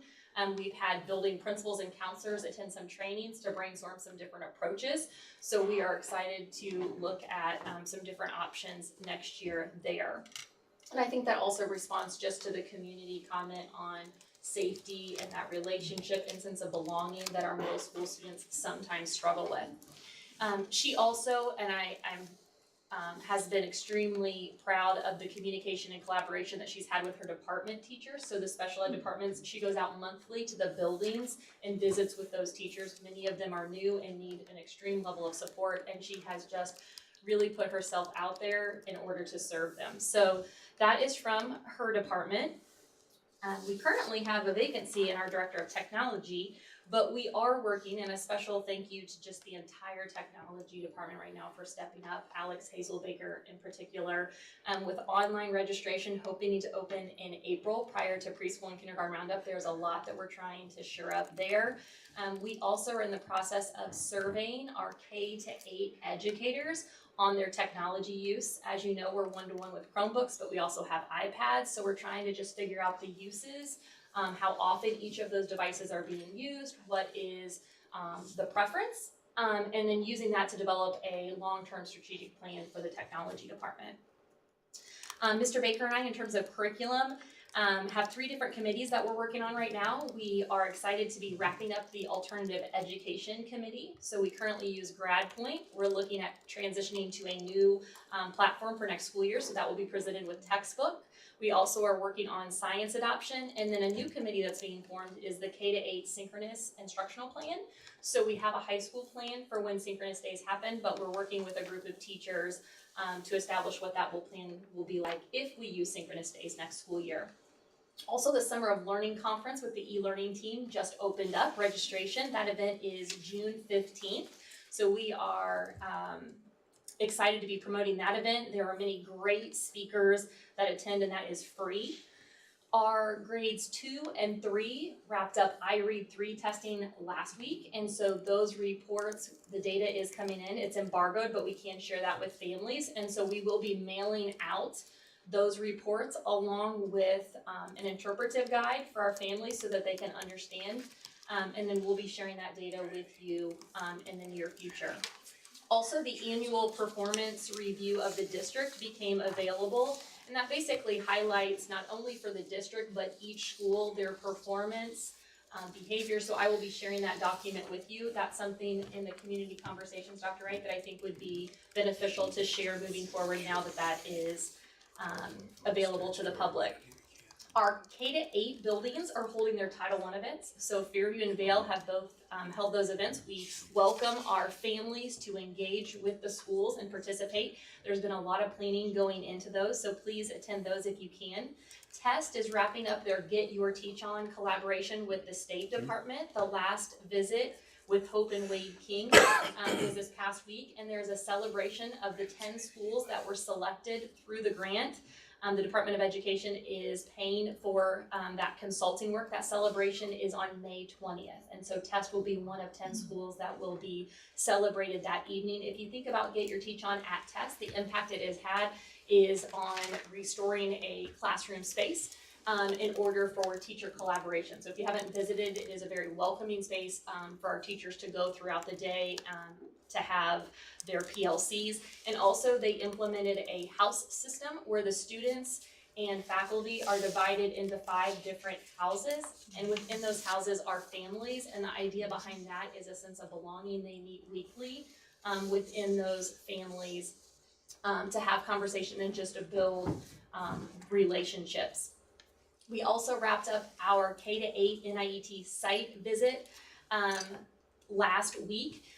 3 of the big takeaways are we are trying to elevate to the next level cluster, which is that PLC model with teachers, specifically with the apply step. So there are 5 different steps in that process of the professional learning community, but applying what we're learning and transferring that to the classroom is the goal.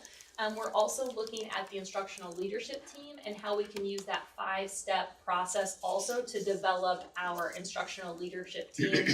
And then taking advantage of learning walks, which is where we are visiting classrooms and seeing just some of the amazing things that are happening, and then bringing that back to have future reflection, to also guide trends that we're seeing to plan future professional development. As Mr. Zaleski said, we are coming up on pre-K and K Roundup April 13th. That means we're also launching our On My Way pre-K registration for the 3 buildings at Fairview, Star, and Vale. Tomorrow we have a team of 17 that will be from all across the district that are attending the National Institute for Excellence in Teaching Conference in Indianapolis. So if anyone would like to join for a day or visit for an hour, please reach out to me. I would be happy to facilitate that tomorrow. Again, that's at in Indianapolis at the Marriott. Mr. Baker and I, the last 2 days, were in Maryland for a Science of Reading conference. You might have heard that buzz. And so we have continued to keep abreast of just the research and making sure that we're equipped to have those conversations with our teachers as we continue to increase reading achievement across the district. A STEAM update. Super excited. We have 91 applicants as of tonight. 32 in grade 5, 16 in grade 6, 21 in grade 7, 20 in grade 8, for a total of 81, which includes 10 non-RCS students. That application deadline for those listening ends March 31st at 11:59. So again, we are at 91 applicants. Our goal is 100. We also have SIG applications, the School Improvement Grant for Fairview and Dennis, that are due here in the next few weeks. Those are targeted schools, but there's additional funding that's non-competitive that we have to determine what needs are. And so through conversation Mr. Baker and I are having with the building principals and the teachers in those 2 buildings, we are looking to submit those grants. And then lastly, the building hour proposal. We are taking some additional time, but I did want to share kind of where we were at prior to. So on March 13th, we did have our calendar committee meet, as well as Centerstone, Communities in Schools, Boys and Girls Club, Meridian, YMCA, and Girls Inc.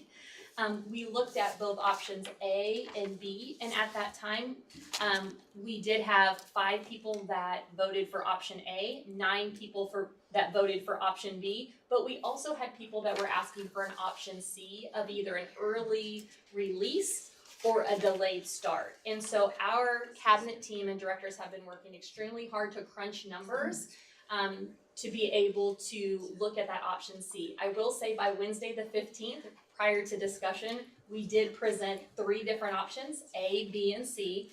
And we also did a summary of those options, the pros and cons. We had wonderful conversation with our Teachers Association. We added additional pros and cons, and I believe you'll be receiving that information so that you can review. Again, our team is really just trying to crunch numbers, make sure that we can maximize instructional time while also trying to meet the needs of the 3 barriers that have been presented. Thank you so much, Mrs. Sansing. And we will move. I did have one question. It sounded like you said you were modeling the NIET structure with administrators, or so I assume central office. Yes. So I think that sounds excellent. I mean, no better way to show people to do what you want to do it yourself. Mm-hmm. So is that fairly new? I mean, could you just elaborate a touch? Sure. So at the last Superintendent Leadership Academy, Dr. Wright charged me to have conversation with our building level administrators on the strategic plan. And so in thinking about how I would present that, I decided that I would model by also using that 5-step model. So I looked at how our instructional coaches are presenting cluster, and I took those 5 steps and determined a way for our principals to use time during that. Now my pacing was off a little bit, I'll admit. Like you have to, but I do think it was really important for me to model that and to show each of those 5 steps as we were presenting with the principals the strategic plan in terms of the need, how we communicate that, but then also how do we develop a kind of condensed version, like a 1-page handout for each building that outlines what are those key things that each building is doing that is aligned to the district strategic plan. So we plan, actually this week we have a follow-up with our Superintendent Leadership Academy meet tomorrow, Thursday after school. So we'll be following up on that because the developing time, one of the 5 steps, we didn't have quite enough time. So we want to revisit that. But yes, we are trying that. That's awesome. And so, Mr. Weber, one of the things that is found within the NIET model, one of their mantras is that we go first. In other words, central office leadership, building up leadership, we go first in learning the framework, being well versed with the framework, and then therefore being added support and educators with the framework. And I also would just follow up finally with regard to the STEAM applicants. Of what I understand, and this is something I'm not sure if it's changed, but the majority of those applicants that have applied from outside of our school corporation are actually students that lay their head down in Richmond, but wake up to go to schools around our surrounding county. And so, of what it is that was one of the goals in moving forward with the STEAM initiative is starting to come to fruition. And so, indeed, of those that are, and again, as we'll see, it indeed has opportunity like never before. So, Mr. Slifer, please share with us some of the highlights and happenings from the facilities department, sir. Sure, be glad to. Thank you. In addition to the high school flooring project, it's just one of many projects that we do have going on that I want to keep on our focus is the central plant over at the high school. We're modernizing that. We're taking the steam out, putting hot water in. Along with that, that goes to the auditorium. You'll be happy to know that some of our remaining parts have been showing up. So we may be on a faster track to getting things back up online over there from the pool side to the cooling tower, getting it fired up, getting the temporary chiller out of the way, and moving forward to it. As you know, we've added the cooling capacities in the Boyer Hall auditorium along with sound system and lighting over there. With that, when we was talking about the upgrade of the second floor, we've already upgraded the HVAC, ventilators on the second and third floor, and got the new flooring in there too. So the enhancement of the corridor would be kind of helping finish that out. We've updated the restroom, and actually the old Harry Potter restroom on the first floor. It's got a set of restrooms in it now. Some of the outlining buildings, I know we've been talking about the high school a lot, but some of the outlining buildings, we have Vale, Westview, and Charles. All three have very similar projects going on, which is replacement of a 20,000 CFM air handler in it. And it was actually delayed because of material supply chain from last year. It's supposed to have been done last year, and they have the material in and the equipment in now, so we will be redoing that, starting that after school this year for the summer break. So that'd be nice getting that going on. Star and Fairview, we've upgraded and replaced the boilers, pumps and drives for the hydronics, which is exciting for me. That's exciting for all of us. Yes. Riveting. We're on the edge of our seat. Also at Charles, we have a roof replacement going to happen this year. And then we've got some phase one of the project of the Dennis HVAC upgrade that is happening, and then we'll have further discussion on a follow-on project as we move forward. So our maintenance crew and custodial staff throughout our corporation has been doing a wonderful job trying to keep up with daily operations and maintaining daily. So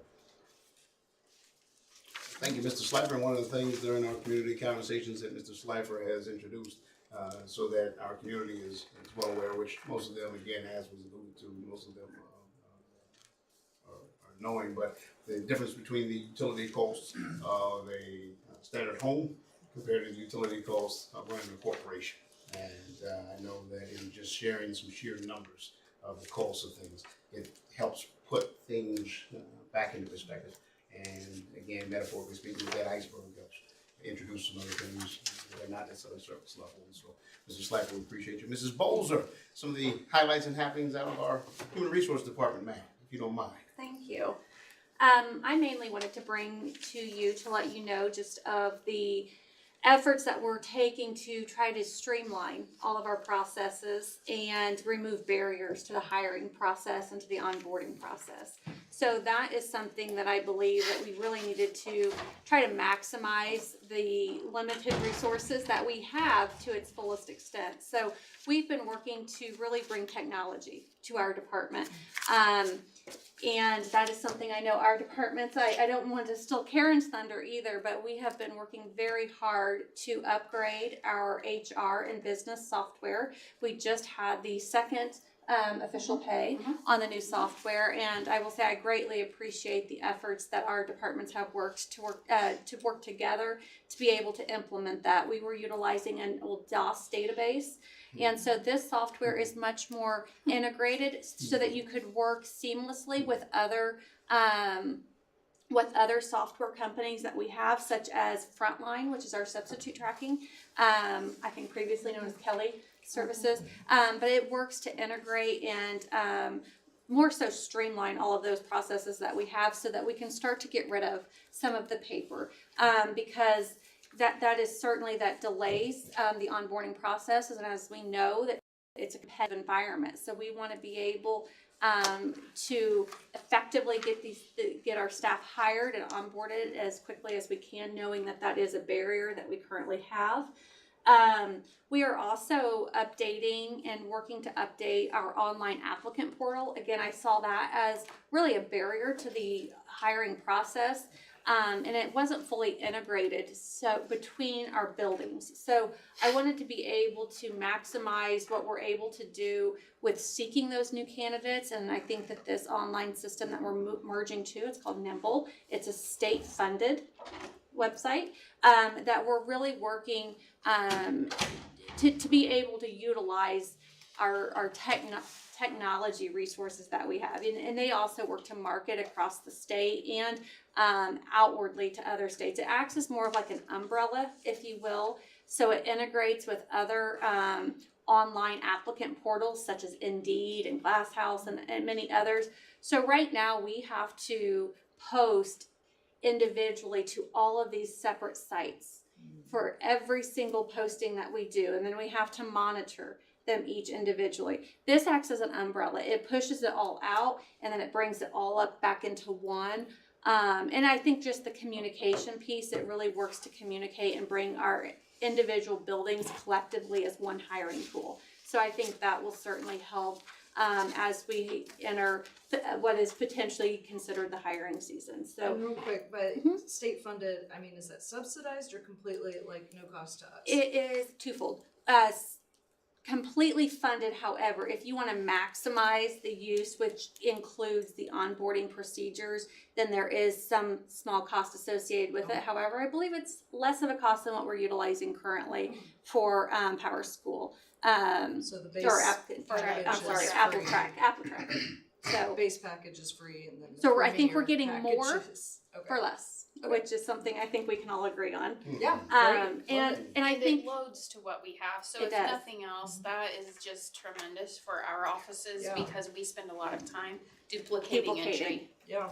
So what we're seeing is there is a lot of duplication of entry. So what we're doing is trying to implement these that have that full integration. So if nothing else, we're saving in labor costs. Correct. All right. That is correct. Where you can actually then look to utilize and expand what we're able to do, such as being able to, work on marketing materials. We're working with Bridget to be able to work on marketing materials to market Richmond Community Schools and to highlight what we have and say, why come here? This is why you should choose Richmond as your home and as your place of employment. So we've been also working through our employee retention survey data, and we've been implementing exit survey data. So we're working on those. And just to circle back around real quick, if I can, to the Nimble, the other highlight is it really does help with the onboarding process. So we're not, again, duplicating some of the things that we are getting through that hiring process. They would enter, we would enter. And so instead of hopefully giving people a packet that's an inch or two thick of paper, which will also reduce costs because of the printing expenses, we're working to really utilize and become more digital in our department. So again, just as you've heard me state and as you've heard our team reference, just looking to improve upon efficiencies and effectiveness. And so during the community conversation, Mrs. Bolzer had alluded to the fact that we at one point metaphorically was on an old Atari or Commodore 64 unit. Now with some of the upgrades and streamlining, we are in the 21st century. We're on the new Xbox model. And so just yeah. trying to get better. Mrs. Scow, if you don't mind concluding with our highlights and happenings, ma'am, out of the business office. So I'll try to keep it kind of short because it's been a busy month or two for us. So the conversion really has been a lot. It's been 3 years coming. So when they called and said, we'll be there, I'm like, we will take it. And State Board of Accounts called the next day and said, hey, we're going to come tomorrow. And so I cannot say thank you enough to Melissa Swafford, who just said, let me do the conversion part, you do the audit part. And so we really, she just was tremendous in helping make sure that everything continued to flow while we had this challenge. There was absolutely no way I was going to say we don't want it or we have to delay again because COVID actually delayed us the 2 years that we had expected to come on a long time ago. And so it really has been tremendous. We do still have data that we're cleaning. That will probably take a little while because that takes me just getting in and digging in, and I haven't had a lot of time with the audit to do that. So that's first on my agenda coming out of the audit that I really need to tackle. So everyone's been patient while we've been doing that. It looks really great. It's really nice and super easy for our other administrators to use. So I can't be thrilled enough with the positive changes that it's bringing to all of our offices that are using it. So then on the audit side, we have had, I think they did a 3-month audit in 4 weeks. So they dug their heels in and worked nearly 24/7, and I do mean that because I had 12:38 a.m. emails from an auditor often, and so I just let them know I don't work all night, so I'll get to you the next day. They were super understanding, but some of them work from home, and so they're on different hours. So it was an interesting audit, but it turned out what I feel like is very good. There is always something that we need to do better or set up different controls on, and so we do have 3 findings. They are very minor. I was actually very thrilled. I had to forward it immediately to Dr. Wright because we have no CFA findings, which is our schedule of federal stuff. And so that is the first time ever that I can say that at Richmond Community Schools, probably in the existence of the CFA It's not always existed. That's a huge accomplishment. It is. It's just rare. And so it's something that I've worked really hard on. I don't like having findings. In fact, like my goal is 0. That is going to be impossible because there are things that we never know come up or become new rules. But I feel really good about it. The stuff that we have is very minor, easy to fix. And we've already started meeting with department heads and administrators to make sure that we can solidify all of that. We will finalize those conversations after tomorrow's exit conference.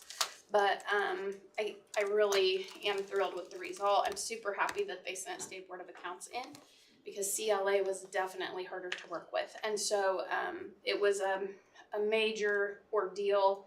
I'm really glad it's over.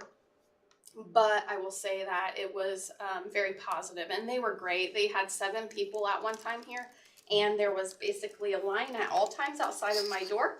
There was one Thursday, I didn't even get to count 5 seconds before the next person came in. And so it's just been super busy. So glad that's coming to an end as far as it goes, so we can get some other work done. So it sounds like you will have, after our exit conference tomorrow, you will have a little bit of wrap up still from that. Or is that, I have to meet with administrators and department heads to just go over the corrective action and put in place those things that we're gonna mandate based on the things that we need to improve on. They're all super easy. So yeah, I mean, but it's spring break. I'm probably gonna wait till I get back, or not but they get back because it's not anything that can't wait. all right. Yeah. So then the last thing is that I'm just kind of breathing a nice little sigh because tomorrow I get to meet with the transportation department. They've been working on some rerouting that when we get back from spring break, they'll start communicating and working through. This last couple weeks has been challenging. We've had a lot of illness, and so we've been down 7 drivers, which is a lot more than normal. But they're hoping once we get back from spring break, everybody's healthy again, and they're working on rerouting to get us more, if not all, on-time deliveries. A couple of drivers have had some significant health changes that will take a little longer maybe for everything, but we've finally gotten to the point where we've had enough hires that we can make some changes and get some good impact there. So we're gonna meet tomorrow about that, and then we'll start rolling that out to parents over the break. The bus drivers will be calling, we'll start doing some advertising and getting info out on that. So that's really exciting. We have been waiting a long time for it, and we will continue to hire, and we still need drivers, so if anybody, who's out there listening, please apply. But it is good that we are able to make some changes now. And then just something to be thinking about as you look ahead to April, it is the annual food service renewal time, and so that will come to you at the business meeting in April.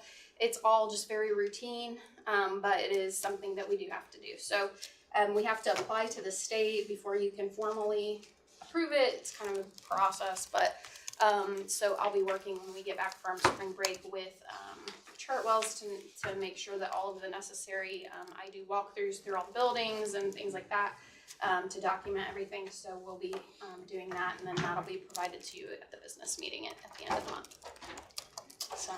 And Mrs. Scout, again, kudos to you and your business department with regard to some of the juggling act that you had before you. As you mentioned, the audit was quite clean. Can you also just share and just clarify that this was a standard audit that school corporations and districts across the state and across the country experience? This is just a standard operating procedure. Absolutely. Per se? So it's our biannual audit. We have one every other year. We do have federal grants, so it is required that we have an extended audit that will also have to be recorded on the Federal Audit Clearinghouse after the audit. That is all normal. It does come into play as we have bonds that we have to report that. It's all very, very normal. And so it's something that schools in Indiana just have to do. We normally see it from about December to March.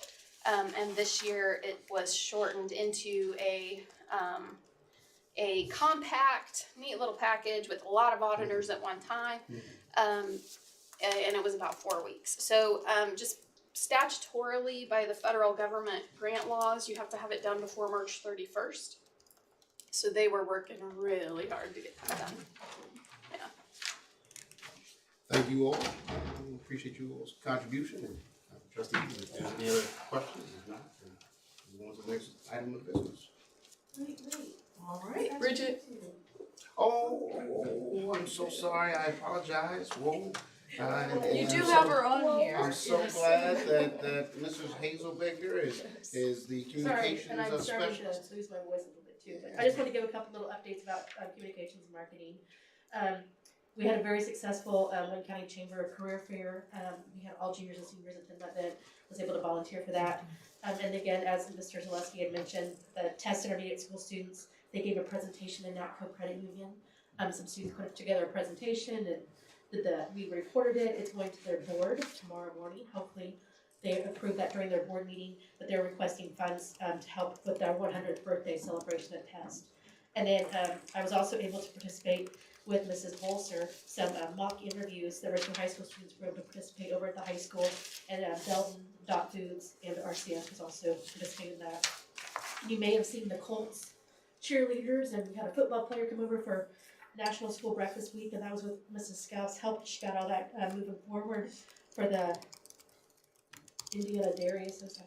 Yep, Indiana Dairy Association, Yes. and we received a grant for a new breakfast cart, Yes, so we we can't tell them thank you enough. Yes, it was That very nice. was well over $10,000 in value, and then just the event itself had quite a cost to it, so it was a big deal. The kids had a great time as well. Project Lead the Way, the organization is actually visiting Richmond High School and Hibbert tomorrow for a photo shoot. So they're going to be doing some marketing. So they have decided to choose Mr. Hilbert, Mrs. Stout, and T. Washington will be visiting their classrooms tomorrow to highlight our programs that we have here at Richmond High School and Richmond Community Schools. March newsletter goes out this week. We'll be highlighting the regional science fair participants from Hibbert. So that'll be a big one in there.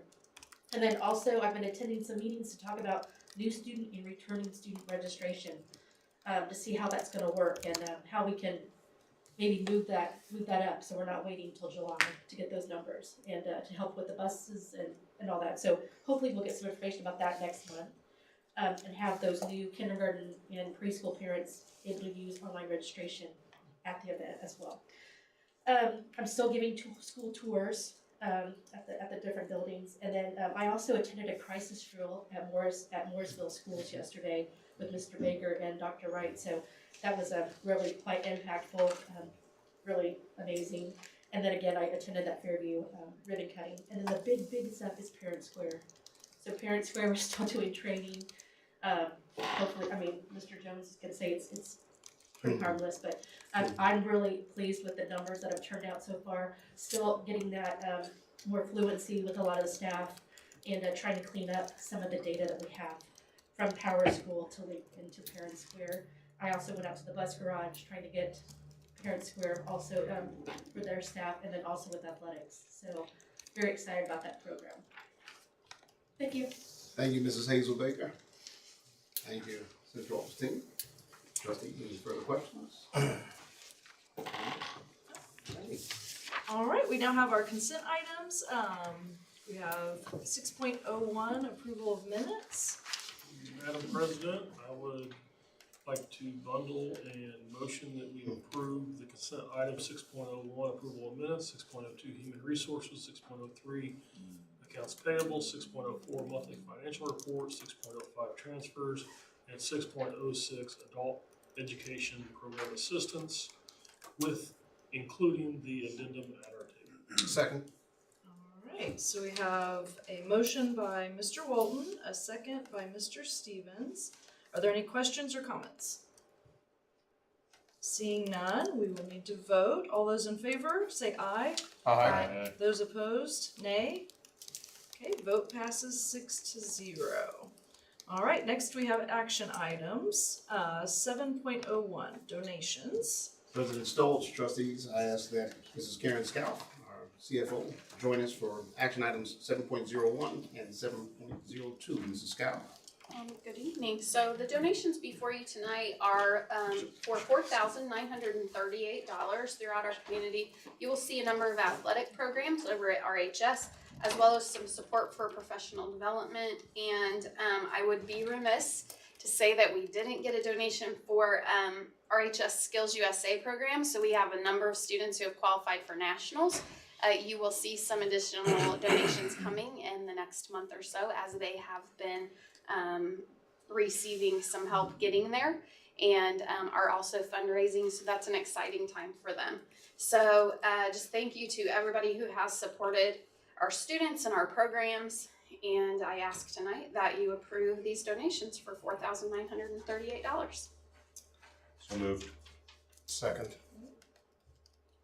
All right, so we have a motion by Mr. Zaleski, a second by Mr. Stevens. Are there any questions or comments? Thank you.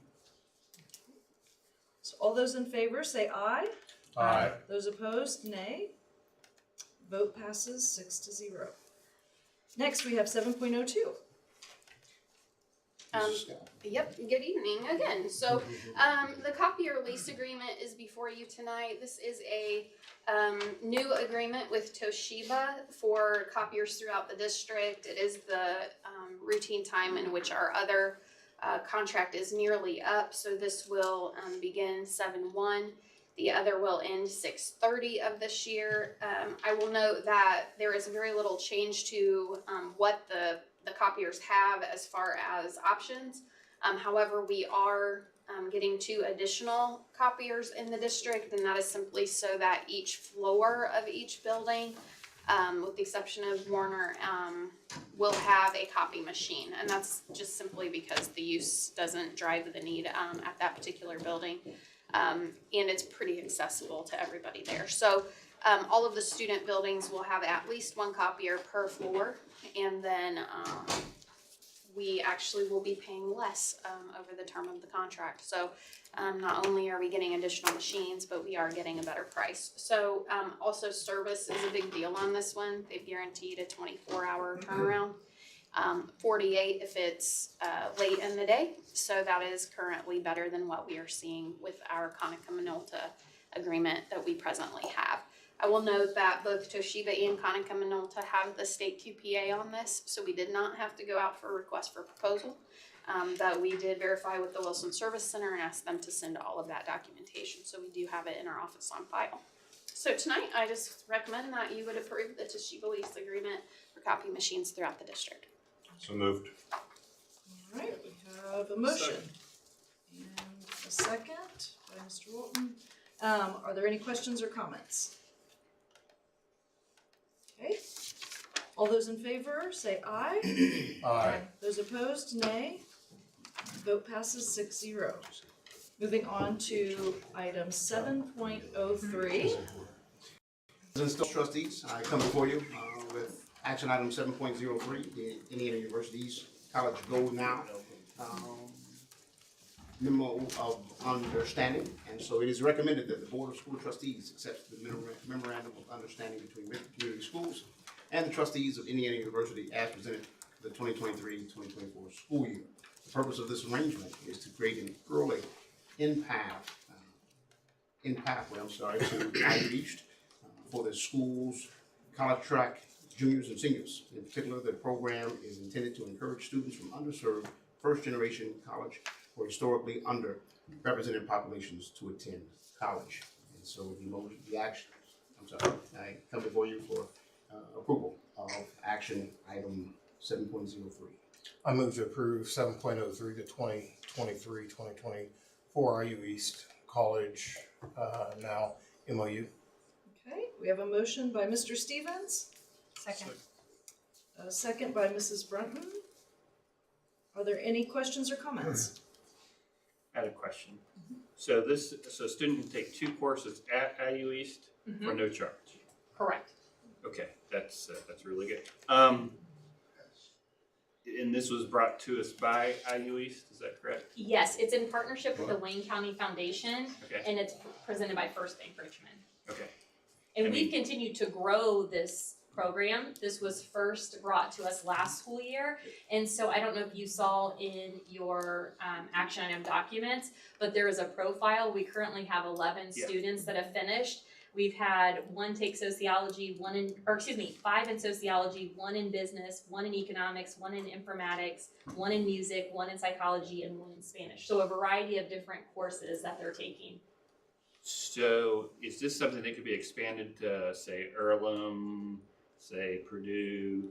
I mean, is this IU? This is exclusively IU East, but but I would like our kids to take classes wherever they wanted to take Mhm. classes. I mean, I would just need to do a little bit of research. I'm not sure. I I don't think know if we'd have anybody to else think knows. about it, because this is not a free program, we do fund this program, Oh, so okay. it's something that we'd have to, Yeah. like, talk through and see if we can't negotiate some pricing, because each of those colleges have different rates, Yeah. and I think that we are probably, just would have to think about budgeting when we expand. It's wonderful, it is a wonderful program, I think that we get, a special tuition rate for it, so I think we would just need to have more conversation with And- each of those other colleges to make And, sure. and to piggyback on what Mrs. Scout has referenced, and to your question, Mr. Weber, not long ago, Mrs. Whoopi had approached our school board of trustees to reference the dual credit offers that are to come for 23-24. And so, in addition to the College Go Now program along with the dual credit opportunities, our students will, they'll have some. you just want to make sure we continue to, pursue diversity of, that our kids, if they have a better fit somewhere, that we're not slowly locked into one school. But it's great. I mean, no offense to anyone. We're definitely fortunate to be able to, as the Scout stated, partner with IU East. Yeah. They, along with Rowan College, along with Ivy Tech and others. We also are looking to extend some partnerships across the state line with our historically black colleges and universities. They're at Central State and Wilberforce universities when it comes to some personnel recruitment. I mean, Cincinnati and Wright State both have reciprocity for college, and so, I mean, that would be also interesting partners, I guess you could say.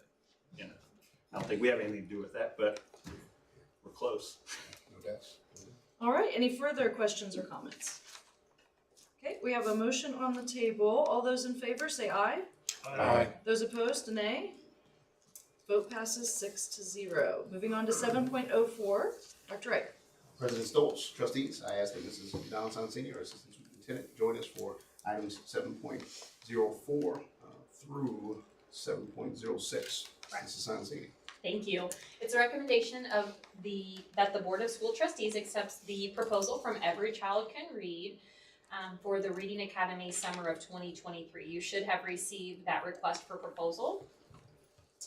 And again, this is to target third grade students who did not pass the iRead 3 assessment. There also is a portion of students in second grade that also are invited to attend. I move to approve 7.04, the proposal for the Reading Academy 2023. Second. Okay. We have a motion by Mr. Stevens, a second by Mr. Zaleski. Are there any questions or comments? I would just like to make a comment that last year, the Reading Academy, which is funded by Every Child Can Read, served 146 of our RCS students at IU East in the summer who were struggling. And I think that's pretty awesome that they do that. And I know our contribution is $65,000, and they double that for their salary, or for the part that they put in to contribute to our students is fantastic. And I will abstain from voting because I'm on the board. All right, anything further? I have a comment. I loved reading the family support section, which says the Reading Academy is free for all students. Door-to-door bus transportation is provided. Free healthy meals and snacks. All supplies, including backpacks, are provided to each Reading Academy students. It's a wonderful program. And also right after that, the community partners, just want to highlight Read Health, Morrison Reeves, More Than Words, United Way, IU East. It was just a wonderful roster, so to speak. So thank you for your work on putting that together. Okay, so we have a motion and a second. Are all those in favor? Aye. Aye. Those opposed? Nay. Vote passes 6-0. All right. 5-0. Thank you. I appreciate that. Yep. Okay. Moving on to 7.05. Mrs. Sansini. Thank you, Kristen. Before you this evening is the 2023-2024 RCS calendar for approval. Sorry. And again, just for clarification, as I referenced earlier, this is the calendar. This is not the bell schedule, or in other words, start and end times. This is the calendar that has received unanimous support and a drum roll. I motion that we approve 7.05, the 2023-2024 school calendar. Second. Okay, so we have a motion by Mr. Walton, a second by Mr. Zaleski. Questions or comments? I would like to note that we are aware of Band Day and ninth grade orientation, and we will work to make sure that those students are served and have a transition into RHS that is successful. Ms. Wilby confirms that we can make that happen. And then secondly, we are aware of the total solar eclipse on April 8th of 2024, and we will be working through a plan if necessary to revise at that time. I've received a few different emails about eye safety regarding the total solar eclipse and how some schools are closing on April 8th. So I just wanted you to know that I'm hearing that, and when we get to that point, if we need to make a revision, we'll develop a plan. The last one, you could get free glasses. There are numerous vendors that would supply for schools and stuff. Didn't they hit it like 320 though? It says between the email I got today from someone said between 150 and 152 and 307 or something. Yeah. So we'll just work through that, see what other districts are doing and what we can do to keep our students that's safe a and or. bad time for. Yes. So I just wanted to bring that up. I know we're super excited to approve this evening, but I also wanted to say we're aware that there could be a potential change needed. Just one question, I'm sorry. The following calendar, do we see it coming out soon for 25? Yes, I will work on that. When would you like that to come back? As early as? Well, usually we would approve a 2-year. Okay. So anytime. Okay. It would be, I don't know, I won't speak for the board, but. No, that would be ideal. I would like to see it within the next 2 meetings. Okay. If we're kind of got what we're doing down and it's not climbing Mount Everest again. All right, further questions or comments? Okay, we have a motion on the table, and so all those in favor say aye. Aye. Those opposed, nay. Vote passes 6-0. All right, 7.06. President Stoltz, trustees, I ask that for 7.06, Mrs. Sanzini, rejoin the conversation for approval. I'm so excited about the calendar and next year's the calendar after that. I can't hold my excitement. So I was looking at Mr. Blunt back here because he's been part of that committee for such a long time. And we finalized that Super gentleman's excited. agreement. Sorry, I had to take a moment and just celebrate. We're there, and we'll gather the calendar committee to look at the 24-25 calendar. So He sat through the floor conversation. I think he knows what we're going on. we love his smile and energy and all of the time that he's put forth in those conversations, truly. Before you this evening are 3 different overnight field trip requests. One is for, let's see here, we have the girl group from Richmond High School. We also have the Skills USA competition, so that will be our vocational students, and COSA. We'll be traveling to Indianapolis in May. So there are 3 different overnight field trip requests.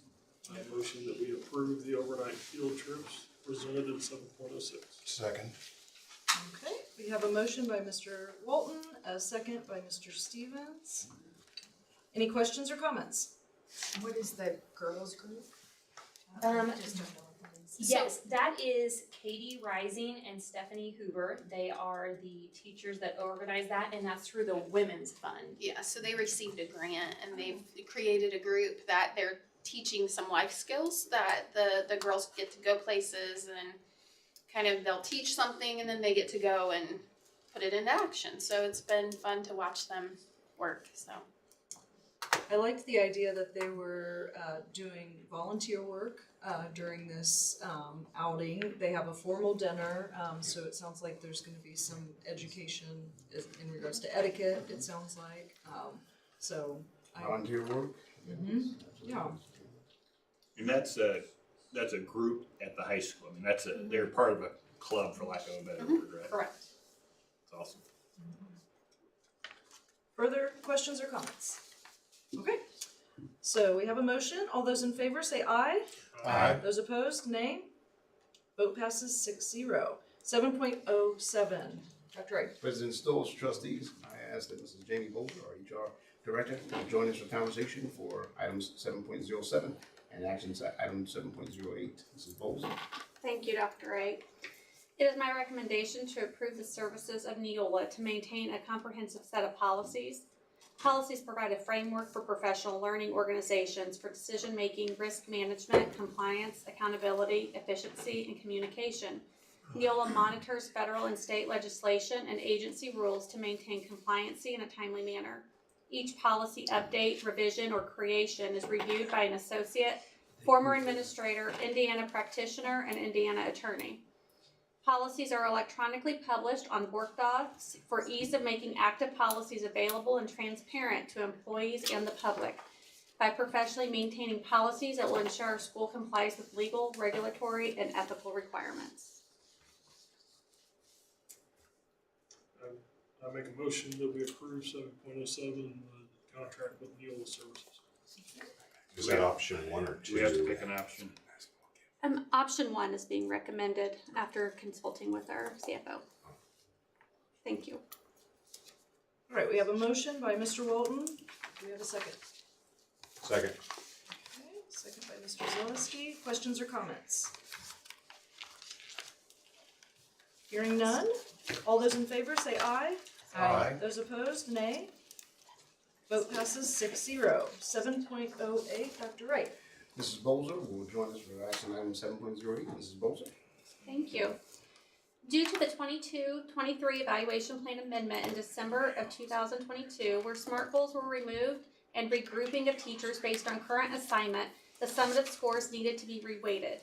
After additional collaboration and review, it is recommended that the school-wide learning measure remain at 5% and move the teacher effectiveness rubric measure to 95%.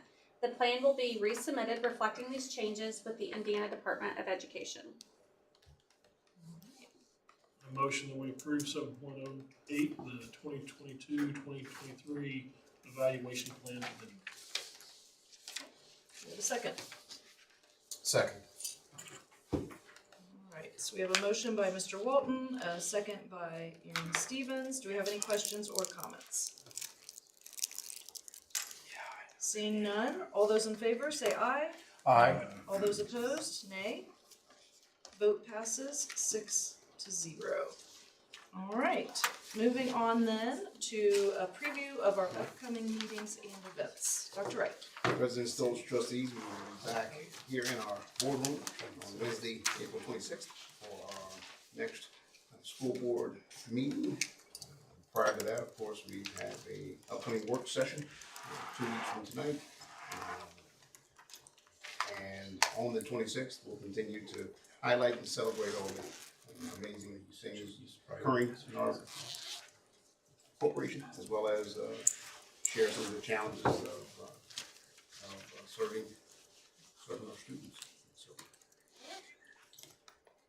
Okay, and then item number 9, adjournment and bell ringer.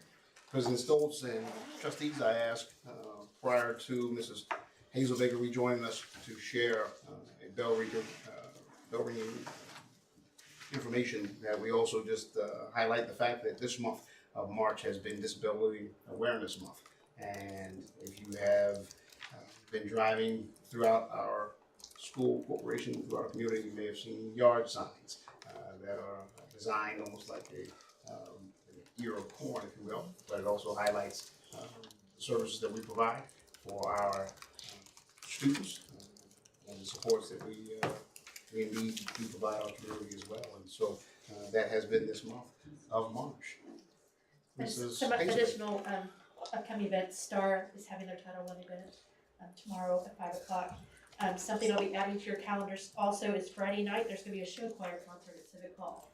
So I just happened to see that today.